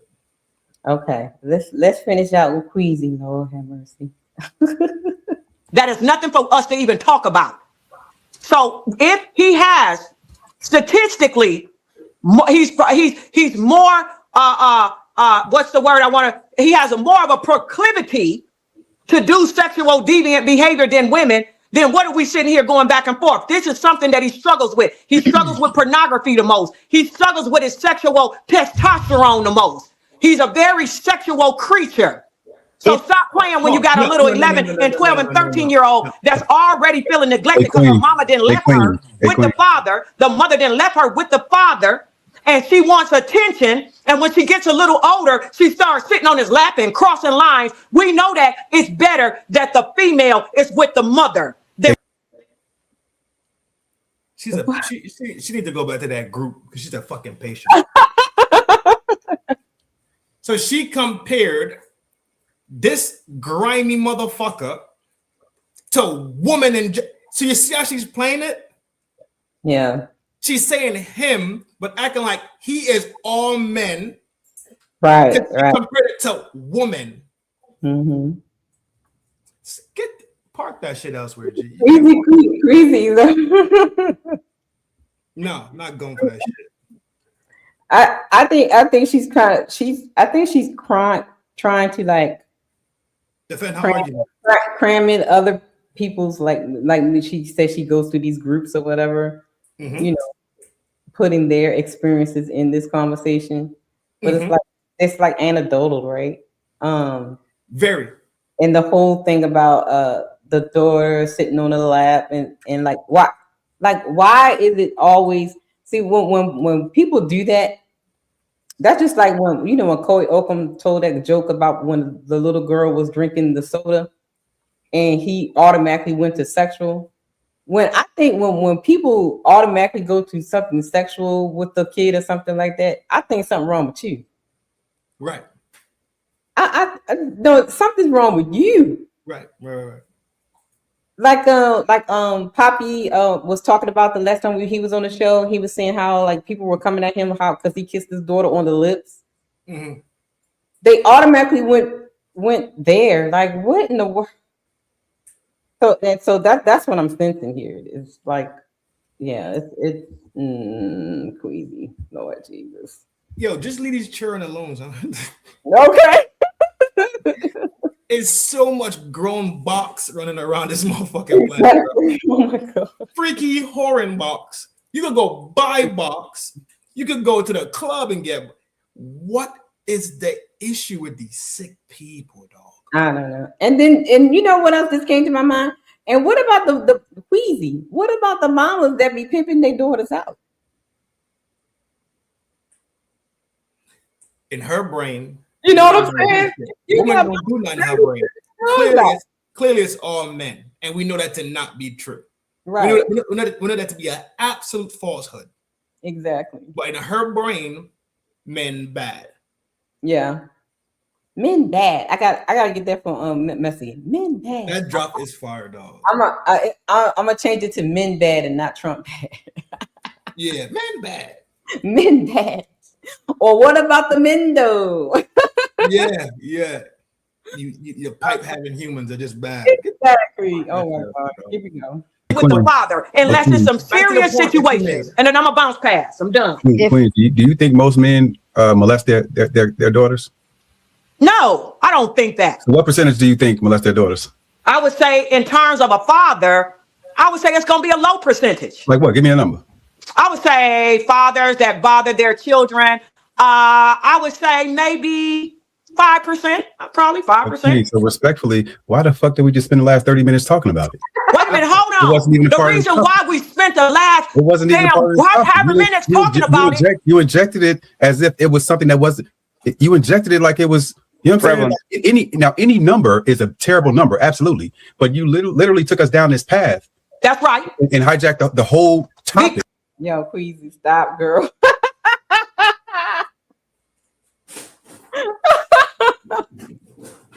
Yo, crazy. Oh my God. She killed me when she do that mouth thing. Lord have mercy. That's because I am saying that the man, listen to me, and then I'm gonna give it up, but don't interrupt me. Most families, 70% of the black families is with women. 70%, okay? It's with women. So therefore, we can't see the stats because most children are with the women. And so what I am saying is to then take children and shift them over, females, I'm talking about little girls, with the men, because it's not a reality right now. So we can't get any stats because the little girls are with mothers. But to shift them over to the father, I'm just saying, from my perspective, it's not a good call. Let the little girls stay with mom and the little boys stay with the daddy. That's my stance. Boys with daddy, girls with mama. So when she starts her period, that time of the month, he doesn't know nothing about that. When she starts feeling the feelings that she's going through as a female and she's kicking into her femininity, he don't know nothing about that. It is wise to keep the girl with the mother and the boy with the father. And does his lack of period knowledge make him a bad father? Give me 1 second, Sarah. Sorry, Sean. Look, Queen, do you consider yourself an intellectual person? I would say I got some wisdom. Yes, I do. I got some wisdom. So why didn't that wisdom lead you to come up with the other 50 fucking reasons why you could have supported what you were saying instead of saying that the father's going to rape his fucking daughter? Because the statistic. I mean, he got a point. She did go straight to that. Like, it could have been any other thing. I know you use the fucking R word though. Doesn't know about, what happens to her body and stuff like that. That could have been a better argument than going to the father will, abuse the daughter. Because it sent this whole conversation off the rails, baby. Oh my God. You know those. I just did a show on this shit. I forgot who it was. How people have an endpoint that they get into. So the endpoint is men bad, daddies do things to their daughters, right? Right. So she's gonna walk it, and everything that preloads, she's preloading it to get to that point. That's it. That's a whole point she want to make. Yeah. Everything that comes before that is going to support that and push the conversation in that direction. Yeah, most definitely. And Sean, he was like, I'm over this conversation, child. Yeah, he's like, shows that 70% of the family is female based. 70%. And I'm talking about black community. That's wrong. That's wrong. You gotta have an illustration. You gotta have a video. 1 second. That's a wrong stat. So this is the problem, right? What? 70% of these kids are. I was like, no, don't do it. Don't give her nothing else to combat. He's like, no, I'm just over it right now. Oh my God. Be raised by a woman, but this woman didn't stop fucking, Queen. They keep getting boyfriends. They keep getting stepdads. They keep getting men in and out of the house. We are not talking about 70% of women that are raising kids by themselves. We are talking about 70% of women that had a kid with a man, separated from that man, and now they have multiple boyfriends, usually because they don't stay by themselves. They are going to entertain sexually other men. So it's not one woman, it's woman and several men coming in and out of the house because there's no relationship there. So they are going to have to scratch their itch on someone. And he is absolutely right, because it says that, and we just read the stat, that most times the risk is higher for something happening to the children, especially the daughters, is with the stepfathers or the mother's partners, aka boyfriend, sneaky link, side boy. So he's and I think you put the button on that properly when you brought up the biological connections, right? Exactly. You look at you looking at this young girl as a girl. Right. You're not looking at this girl in the same way you would look at your own child. Exactly. Yep. Hence the reason why there's these beefs with stepkids getting mistreated or not getting enough for. You see how all these things coming, and it makes sense because they're simple. Exactly. That's not my kid. But Queenie got to go run around the whole earth to come back to one point. That, like she just admitted to us, 5% is not worth the conversation. Exactly. Yeah. Or if it's worth bringing up, let it be 5 minutes worth of conversation. We could talk about the big picture about things, about in a whole scale. They go and miss it. You can't find them. Right. They get trafficked. Right. So many more heavy hitting points to bang on, bro. Yeah, she could have brought up a lot of points about just like how she said, when a little girl starts to go into womanhood, the mother is the better person to take her through that because she's a woman. But however, the man, the father can definitely outsource those types of things. That's why you have the aunties, the grandmas, and other women in the life, and then they're also like little groups for little girls and stuff like that to outsource those things. So, I mean, it's not even like you saying this woman is completely leaving this child alone. Right, exactly. When that time comes around, I'm sure it's phone calls happening. I'm sure they come around. She's sending a little some. Like, come on, dog. Exactly. And like in this case right here, with what they're talking about, the mama said she see them on the weekend. So why mama can't have those conversations with her? She could still manage that. She could still man that helm and still be a feminine. Well, probably not feminine because she left the motherfuckers, but she could probably still be a guiding light on how to properly clean yourself and properly take care of your woman. You know what I mean? Your woman, your girl stuff. Yeah. That shit. Yep. Absolutely right. See how uncomfortable I get talking about that type of shit? Here we go. Now that kid is in danger because there's no masculine figure there protecting the person that coming inside of the house to do something wrong. While if the kid is with the dad, every time somebody comes inside of the house, every time there's a pastor, every time there's a coach, every time there's somebody that is a little bit more antsy, the first thing they go to see is, does this man have a dad? If he has a dad, I'm not going to touch this kid because I'm going to be in trouble. Exactly, and that's what I said earlier. One of the convicted pedophiles, he was given an interview, I think on TV or Dr. Phil or something like that, and he said that's the first thing they look for if this child has a father. Yo, Fatty smoked. Fatty just dropped a nuke on his. Yeah, that was good, Fatty. That was good. That was a crazy good point. I didn't even think about that point yet. But like you see how you constantly run into these organizations that deal with kids. You always find one of them fucking PDFs in there. Yeah. Because they have access to these boys. Exactly. Like the after school programs and all that stuff. Because it's mainly single mamas bringing their kids to that, right? Because they gotta work and they have to job. So it's a playground for them. Good. Shout out to Fatty for that one, dog. Yep. There's a mom, there's probably some way that I'm going to exploit it. You see what I'm saying, Queen? So even if I look at your example, is better, like let's assume that is the arm thing. A man arming my kid is worse than a woman arming my kid. Mm-hmm. So the kid should be with the dad, because all those women that come in the house are way less harmful than the men that come to our house. Like if you believe that woman doing something to kids is less harmful than a man doing something to kids, the kid should be with me, because all these women that come to the house are less harmful than the men that go to yours. I didn't say that. And the father can protect. I didn't say it was less. I said both of them should be put down. No. Both of them need to pay the consequences, right? But we know there's double standards. I know so many men.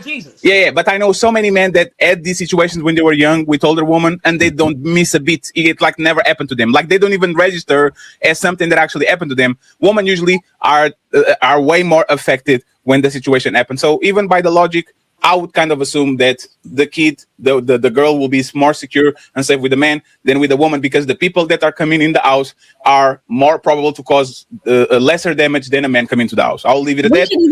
But we can even go as far as to discuss how, when the daughter is in puberty, how the mom tends to pimp her out to the boyfriend or whatever man is around.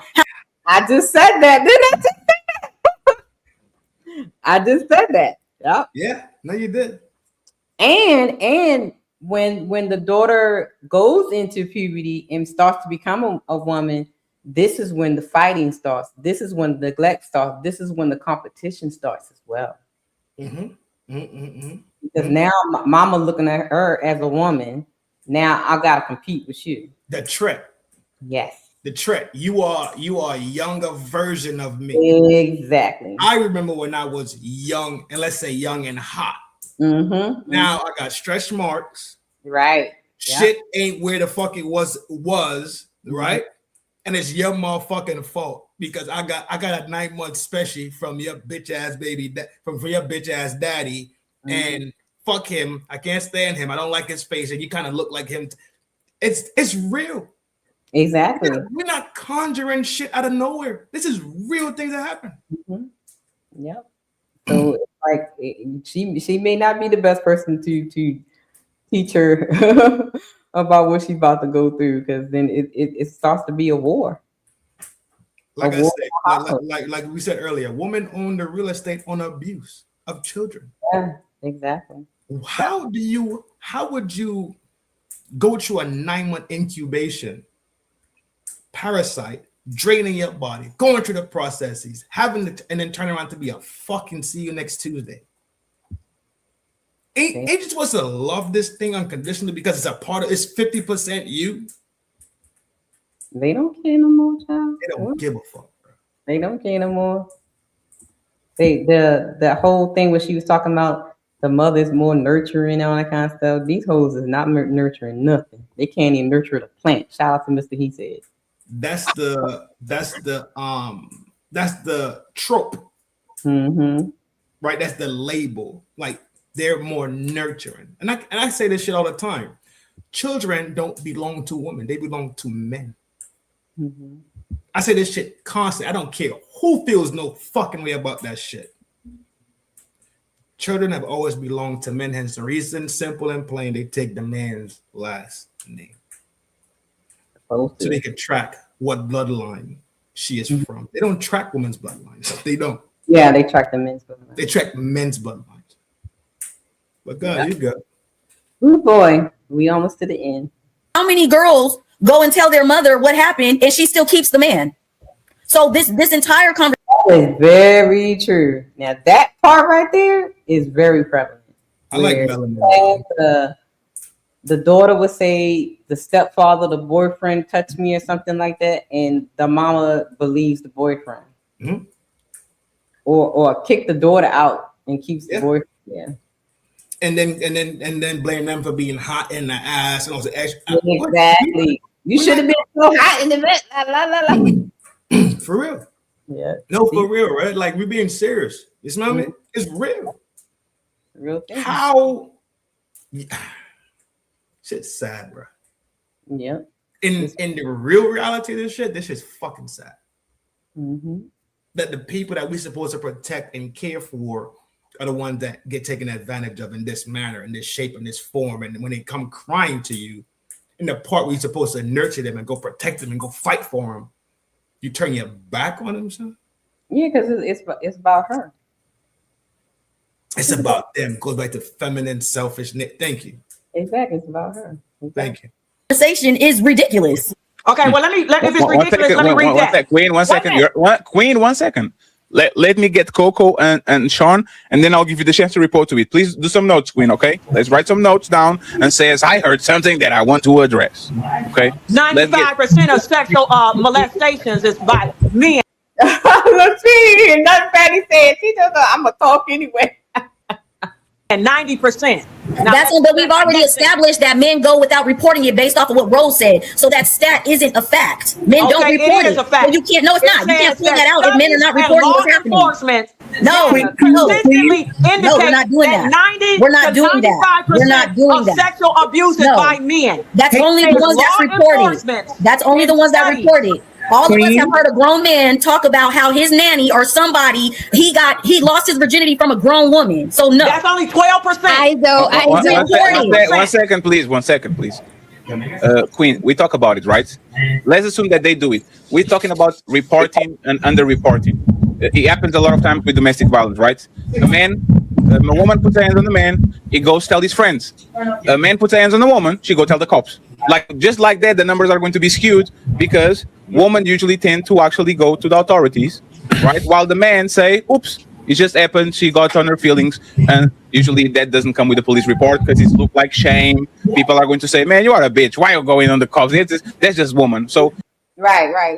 And you said that earlier, right, Trent? That's why a lot of men don't say anything. Like boys don't say shit. We have real estate on strength. Right? How would it look for me to go report this shit? Right. I'm already dealing with the psychological issues of it happening. And this is man on man. Like I say, most times when it's a woman and a boy, right? Yeah. It's different. It seems to be championed sometimes instead of it being condemned. Right. Because wrong is wrong.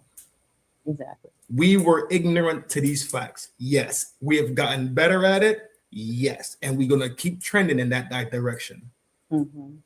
That's it. Because at the end of the day, just like you brought up earlier, women could do the same exact thing to a boy that a man does to a girl. In this day and age, with all these freaky toys you could go buy at the horse store, right? Okay. Oh shoot. Relax. They can do the exact same thing because the power dynamic is there. She has age, knowledge, wisdom, experience. Yeah. Cool. She would take a lighter hit in the court system that they swear to God is a patriarchy. So right. The patriarchy that is was built for you, woman and child. It wasn't built for men. Right. Yeah. Men get condemned to hell. Automatically, even before they had their trial, automatically guilty. Guilty automatically. Yeah, I agree. You see what I'm saying? It's how we tend to be. We were wrong at the end of the day. When it was happening back then, a lot more should have been said. Point blank. A lot more women should have been slung their ass in somebody's precinct. That's the truth. We praised it and we thought it was cool that he got some ass, right? We wasn't really thinking about the psychological ramifications. We wasn't thinking about that shit. We was giving him high fives. I'm like, hell yeah, G. You clap some cheeks. Do you think the climate is changing now? Yes. That it's more, is being more to tell? Now? Yes. With this new wave of feminism, with this new wave of equality that women wanted to fight for, then y'all gonna get it. It's never gonna actually be equal because like we just said, in the court system, you're not getting the same time that the man is gonna get. Right. Yeah. So it's never gonna be equal in that sense, but more men, more boys are speaking about it. Men are still coming up saying this should happen to me when I was a youth. Right? Yeah. Not that we could do anything about it now, but us just talking about it brings us closer together as men in the sense that we could say we suffer the same on this level. Right? It's not as peaches and cream. These women out here are real fucking deviants. Those stories are being told. They're being told now. Yeah. Stories are being. Thank you. So it's a different atmosphere, and now men are accepting the fact that men do get taken advantage of. Men do have feelings. Men are vulnerable at some points in their life, and it could be by a man. But it doesn't matter. You are a child. You're supposed to be kept safe and sacred. Right. Yeah. Oh boy, I think this is at the end. It's just the reporting, right? We don't have accurate numbers when it comes to reporting when damage happens from female to man because men don't report these things. Facts. And that was in. Yep, because men don't report these things. No report. Yep. Oh my goodness! Shout out to Mike Love in the house. Hi, Love. Oh my goodness. With me all weekend. Me and that fool been potting all damn weekend. What up, boy? I was checking y'all out. Y'all even had brother up on the panel the other day. I was like, look at this. That fool popped in. I looked at like, yo, Link. I was like, oh hell yeah, we parlaying for sure tonight. And then Dallas Libra pulled up on us. It was deep as shit. Y'all was acting up. I was like, yeah, we was out there tweaking. Yeah, y'all had fun. Yeah, it was good. It was good. Yeah, this was interesting. There's a couple of other parts of the show, so I dropped the link in the description so y'all can go back and watch the full show because Queasy, Dungqueesha just she tore it up, baby. The whole show, she was it was one for the record for sure. So y'all go back and watch it on Team Fatty's and Ali's channel. The ladies' first show from yesterday was one for the books for sure. Dungqueesha tore it up, baby. She smoked that. Shout out to Fatty. Made her presence known, honey. Okay, she was not playing with y'all. She was not. No, they're banging hella hard, dog. You're not gonna cut me off. I wasn't talking for about a minute. I'm like, yo, like the first part of this show was disrespectful. Yeah. But you could tell by the demeanor. I'm surprised we didn't even hear Coco talk, bro. Real talk. We didn't even get a chance to hear Coco for real. She took over the show, baby. Look, you could tell by the demeanors who's pleasant to be around. Yeah. You can actually tell who stops. You could tell people that read. You could tell people that study stuff. You could tell people that research stuff. You could tell. The demeanors are just completely different, though. Yeah. Look, hey, don't talk about Queasy. Dog, this is like my third time seeing this lady, bro. And every time it's a fucking riot. Every time. She's something else. I'll be cracking up. Be like, she gonna turn it up, baby. Okay. For sure. Off the scale. Oh my goodness, y'all. Look, hey, it's time for the what? It's time for the super chats. All right. Thank you guys for tuning in. Thank you guys for listening. All you people that hung out to the end of the show. I didn't know what was going to be here long. I just want to react to that first part of the ladies' first show. You know what I'm saying?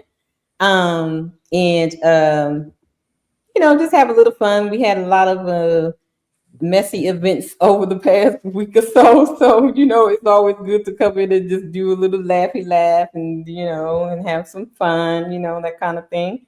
So I appreciate everybody that came through and hung out with me on tonight. And first, I want to give a shout out to Uncle Ricky for the $10 cash app. Thank you, Uncle Ricky, for the $10 cash app. Thank you. Where the little cha-ching thing at? Oh, here you go.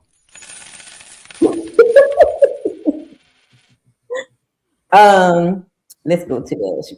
And shouts out to Mr. He Said for gifting one membership. Thank you. And shouts out to my brother Severe for Smoking Talk Podcast for sending me $2 super chat. Hey sis, I'm a party salute. How much? $2.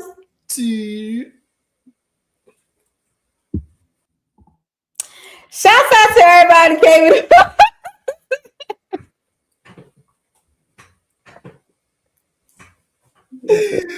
Oh fuck, Severe crazy. That's my boy.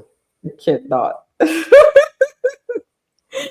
Shouts out to Trent in the house for sending $10 to yours truly. Yo, what's up? Now you gotta say it because I don't say it right. What's up, Red? For the $10 super chat. And shout out to Miss Doris for gifting one membership to herself. Shout out to Miss Doris. That was funny. She was like, I gifted one to myself. Shouts out to I my didn't even brother. know it was possible. I didn't even know it was possible. Well, you know, a couple times I did that before, like way back when, like I gifted a membership to myself on somebody else's channel. That's crazy. I know. And shout out to my brother Chef Shapino in the house for sending $5 from chat. I'm late for the party, but you're never late, Chef. You always on time. And Chef came back with 2 more memberships. Thank you, Chef. Thank you. Then Tony Golan sent 1 membership. Thank you, Tony. Then Zyrex came in with another membership. Thank you, Zyrex. Look, did you go back to watch the Witching Hour show we had last weekend? Me? Yeah. Did I go back and watch it? Yeah, did you watch it? You didn't watch it yet? What happened? Shout out to Zyrex. Thank you, Zyrex, for the $1 super chat.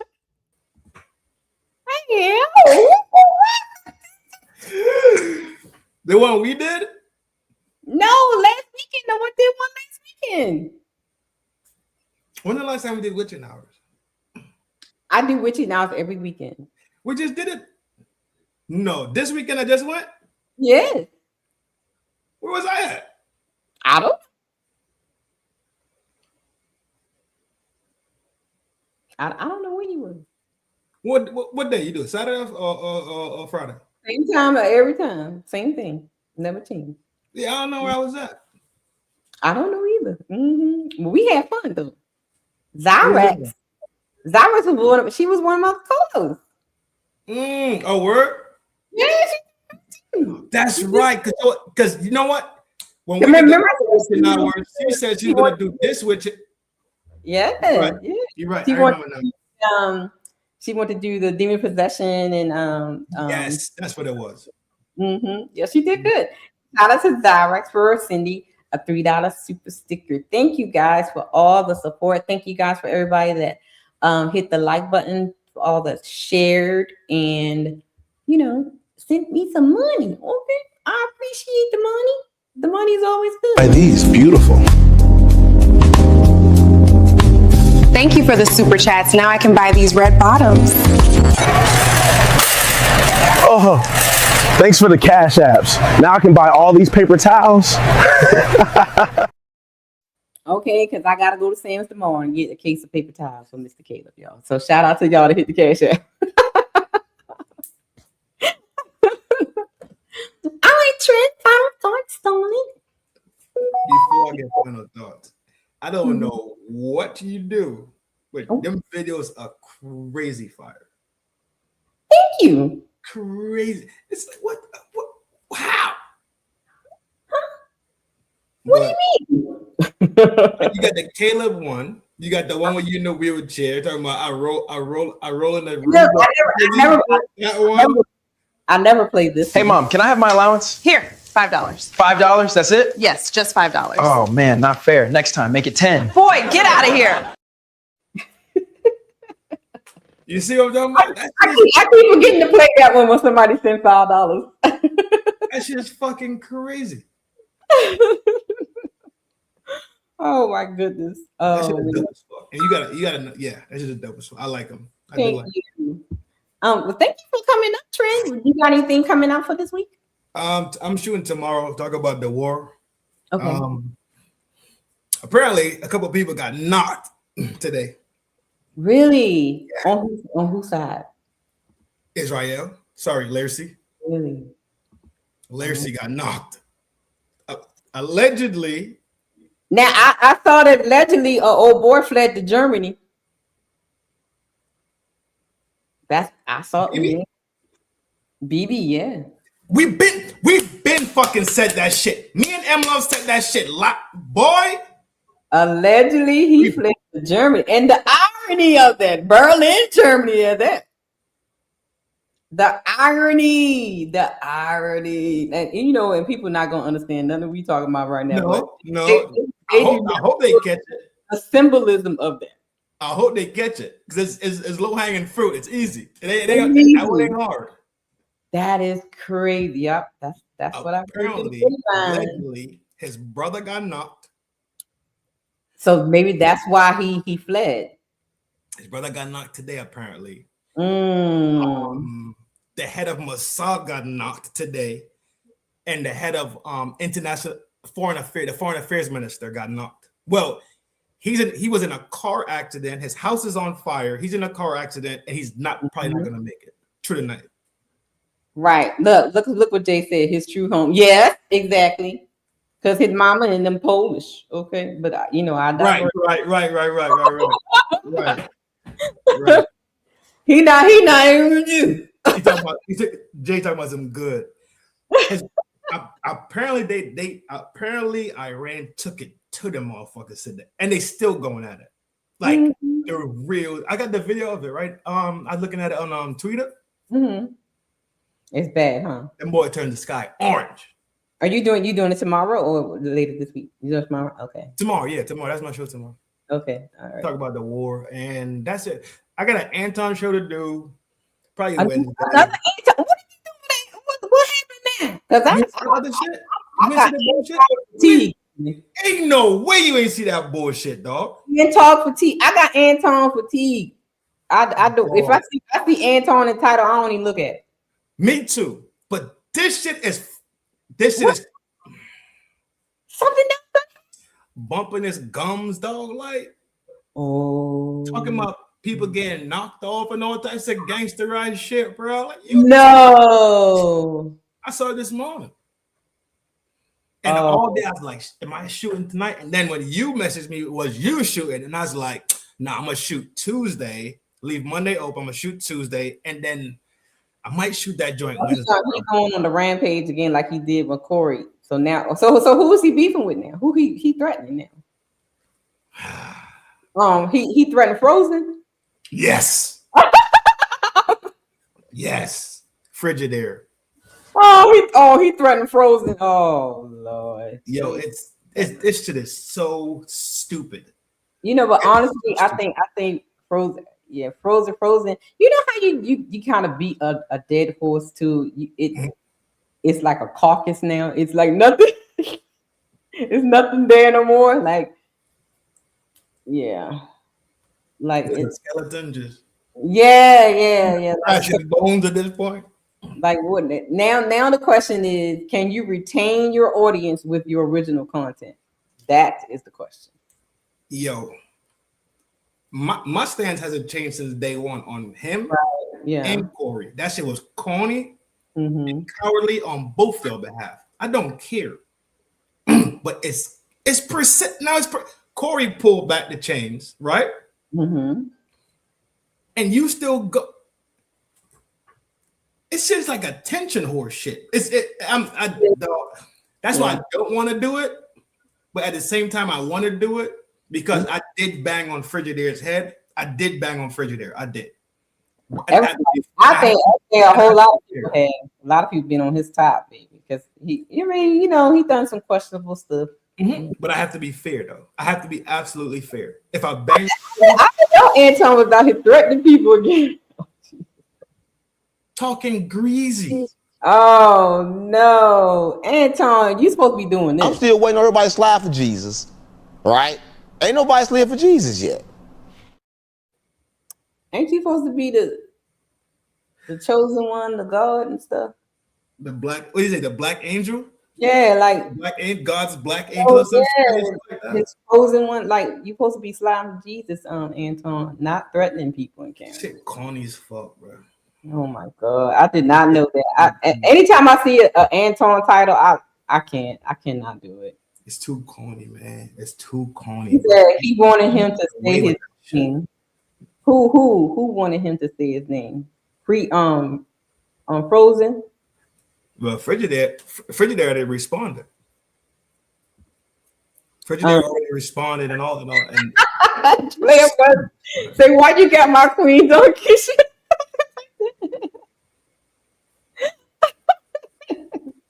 Player one. Oh my goodness, I did not know that. I've gotten Anton fatigue. I don't even bother to be watching it. Corny shit, bro. Yeah. Imagine having the world in your hand and squandering that shit to go play in the mud. Yeah. Cast your pearls before fucking swine. All this God shit you talk about. You think you acting fucking godly, bro? You think you're a great representation, right? Of black conservatorship and Christianity and living this sanctity. Right. I don't believe that these people. I'm not jacking either. They be like, I'm with the Lord. Things. I'm like, yeah, okay. Yeah, I'm not jacking it. But yeah, love, that's it. That's all I got schemed out for right now. Tomorrow, for sure, the show about the war, for sure. I have Blueprint to a Man starts on Wednesday for the fellas. Wednesday, okay. Yep, for the fellas. And of course, Witching Hours on this weekend. Well, you know what? I'll probably parlay Wednesday with you. Okay. And Thursday. Shoot. You know what I'm saying? Okay. Ain't no rush to shoot no Anton bullshit fucking. No. Yeah, I can knock that out of He probably do something else tonight. So you never know, you might gonna add it to it. You go add it to the clips. So nice and easy, exactly. So you know what I mean? You gotta pay attention. Yeah, we good. We lock in Wednesday. I shoot Tuesday. Look, she said sounds like y'all should do it tonight. Sound like you should. Shit. Look, I thought he was staying quiet. He was just letting his sons do all because he called them the sons, right? I thought he was letting his stepchildren play, make money. It's so easy to not be a dumbass. Yeah. It's so easy. Why? I was talking about this shit in the beginning of it, and I just left it alone. Right? Y'all see me leave that whole shit alone for the longest time. Right. Now, when you talking about pressing down Pete, who are you talking to? That's crazy. Talking about doxing people information. I know all about these people. Like, whoa. So do you think that he's actually, because that's exactly what Freezy been doing all this time, right? What I think is this. And not just Freezy, but a whole other bunch of people was like, doing a lot of personal jazz and personal stuff. So maybe he's fed up with it now. Like everybody else. Because I'm sure you put yourself in that scenario. Ain't nobody put AD in that scenario but AD and his fucking ego. And him trying to be a fucking tough guy, going up there on them people show to act like he's finna shake the building. You did that to yourself, so you gotta wear it however it comes. That's true. You gotta put your pipe and your balls in your fucking hand and wear that shit. If you simply apologize, all this shit would have been done with. I fucking guarantee it. No, I don't think so. I don't think apology. I don't think nothing he could have said, even if he would apologize to Corey, whatever. All the Anton haters would have still jumped on this, and it still would have been what it is right now. I think it doesn't even matter what the outcome would have been between him and Corey. I think all the Anton haters would still been on this. So this and this is why I don't see it, right? Hey, well, remember when it happened, it was a Tuesday. Yeah. Corey shoots on the Tuesdays. Mm-hmm. He had 7 days to make this shit correct. Very next week, he came here and said, "You know what, G? I was tweaking." He could apologize. What up, G? Big salute. You already know. He could apologize real quick and say, "Dog, I'm in contact with him. I'm fixing this shit behind the scenes. I was dead ass wrong. Never want." Boom, boom, boom, boom, boom.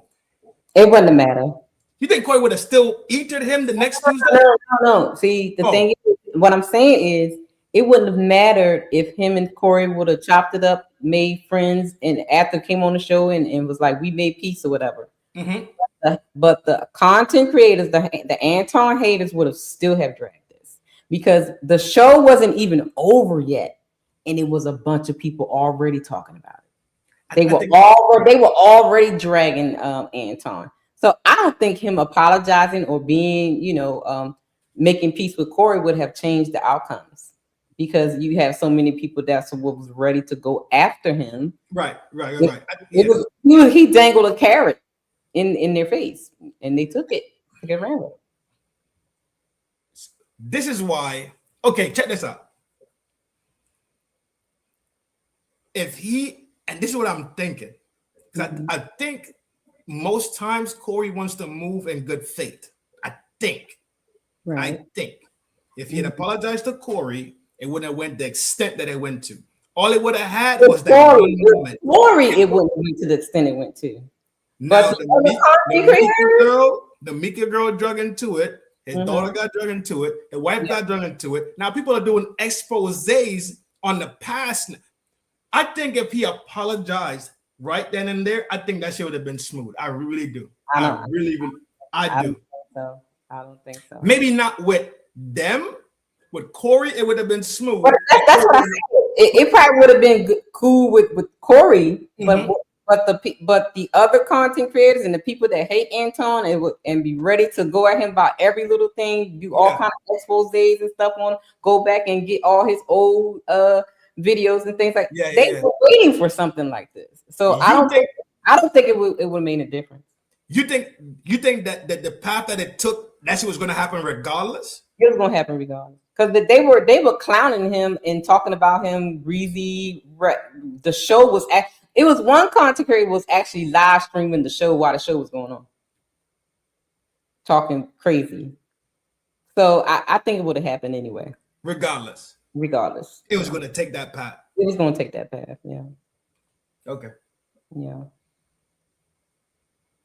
And because they kept going with it. Him and Corey. Well, not necessarily. I think it turned into that because they kept on going, and Anton kept on with the tough guy attitude.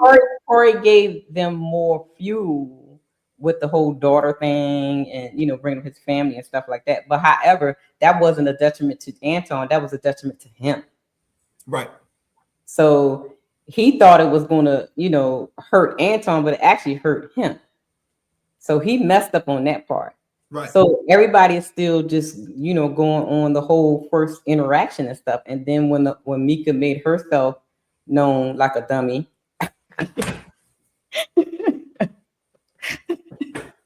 Child, like, why do you just say, girl, you just should have just shut up. Okay. I would have never came on camera. I would have never made it known that I was the person there. Like, shit. So people was doing dumb stuff, dumb moves all the way around. Hey, hey, darling. Red.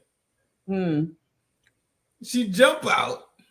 She did it. She did this to herself. She should have stayed in the back. And said, "Yo," she jumps out and says, "Just so y'all know, it was me, and I ain't this. Fair enough. Say less." Yeah. People was like, and the getting on the show and the camera in the Anton's room and stuff like that. I'm like, oh my God, child. She shut the fuck up for a minute. Yeah, she should have kept it that way.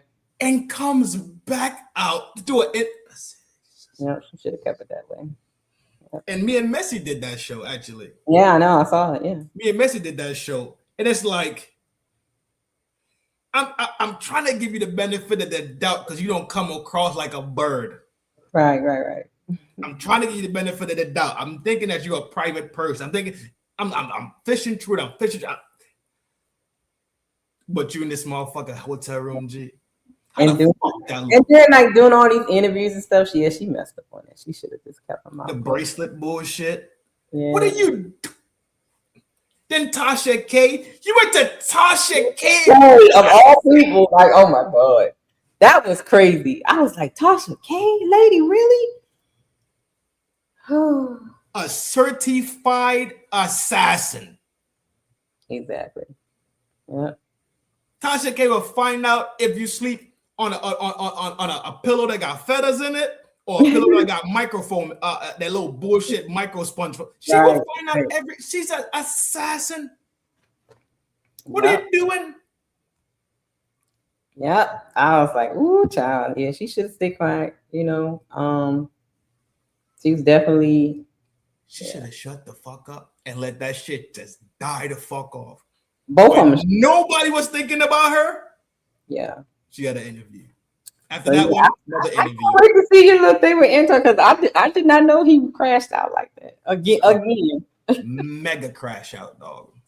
Like if something happened to Frigidaire, Right. You implicated yourself with this bumping your fuck. Are you slow? Yeah. I did not know he did all that because, child, I wasn't paying attention. Are you slow? It's messy March, baby. I can't keep up with everything. March is for basketball. Nah. No, look, I told my crew, I was like, look, I'm gonna tell you how it goes in this space. Between Mardi Gras in March to maybe Easter. Complete messiness. Then it dies down a little bit after Easter, going into May, a little quiet, may have a little spark here and there. But the closer you get to like the middle of June, going into July, then another fire going to start.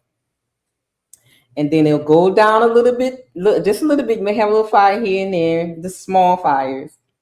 And then when it gets around the holiday season, all hell breaks loose. That Labor Day. It does that every year. Every year since I've been on YouTube, that's how it has been. And that's been 6 years now. Always. So I like welcome to Messy March, baby, because I knew it was gonna happen. It never fails. It never fails. Messy March. Yes.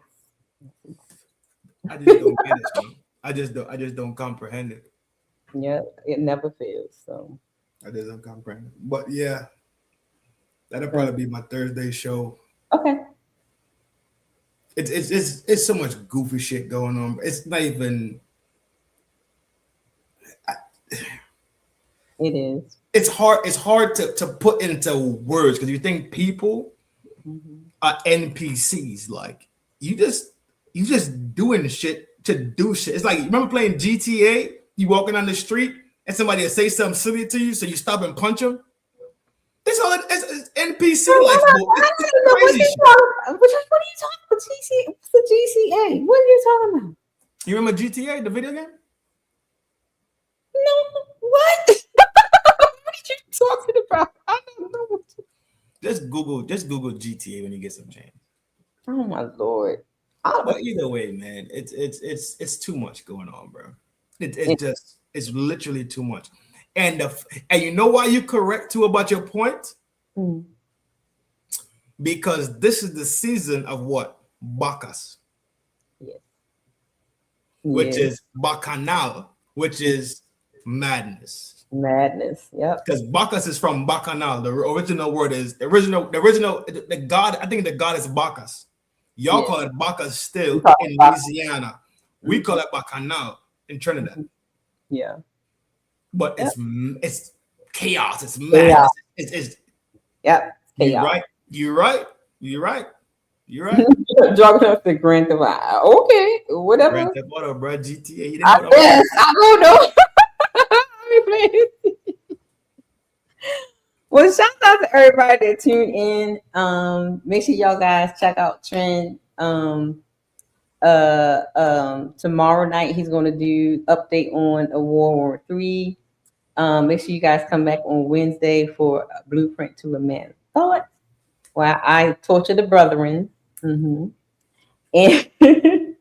Trend going to come back on Thursday. He's going to do his Anton review. And then we're back on Witching Hours this weekend. It's part 2 with Zyrax. This time she wants to do paranormal and ghosts. Yo, Zyrax can't be jacking motherfucking Witching Hours, G. Zyrax, you're gonna have to talk here. But nah, that's dope, bro. Yeah, so we're gonna do ghosts and paranormal activity because we did demon possession last week. It was good. We had good. Fatty showed up. Jay Will showed up. So yeah, we had some fun. Yeah. So then we'll be back to the regular week. So all right, guys. Be good to someone. Okay. And other folks, keep my name out your mouth, okay? Because I don't bother y'all people. Oh, nigga, gang. Okay. I don't bother y'all people. Drink water. Closing out. Touch grass, drink water. I don't bother you people, okay? Touch grass, drink water, watch your fucking mouth. Go do some grounding and wrap yourself in copper, okay? hug some trees or something like that. Talk to the ancestors or something. Talk to Jesus, Muhammad, Buddha, whoever you believe. Talk to them. Don't talk about me, okay? Pay attention to your circle before they hurt you, okay? And envy disguises itself as a friend, so pay attention, okay? Well, Zyrex, you give me beef with me, dog. What Zyrex says that?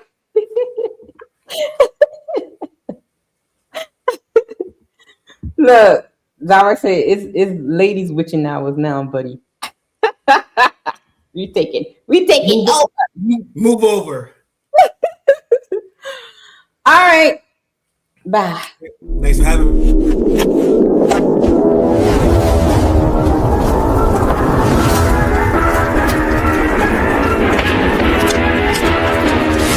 Really, y'all don't know this, y'all in danger. I'm a threat. I'm a careful with your life, cause you know that it's a bet. You know I ain't letting up, my foot is on your neck. Take my word for it, this a promise and a threat.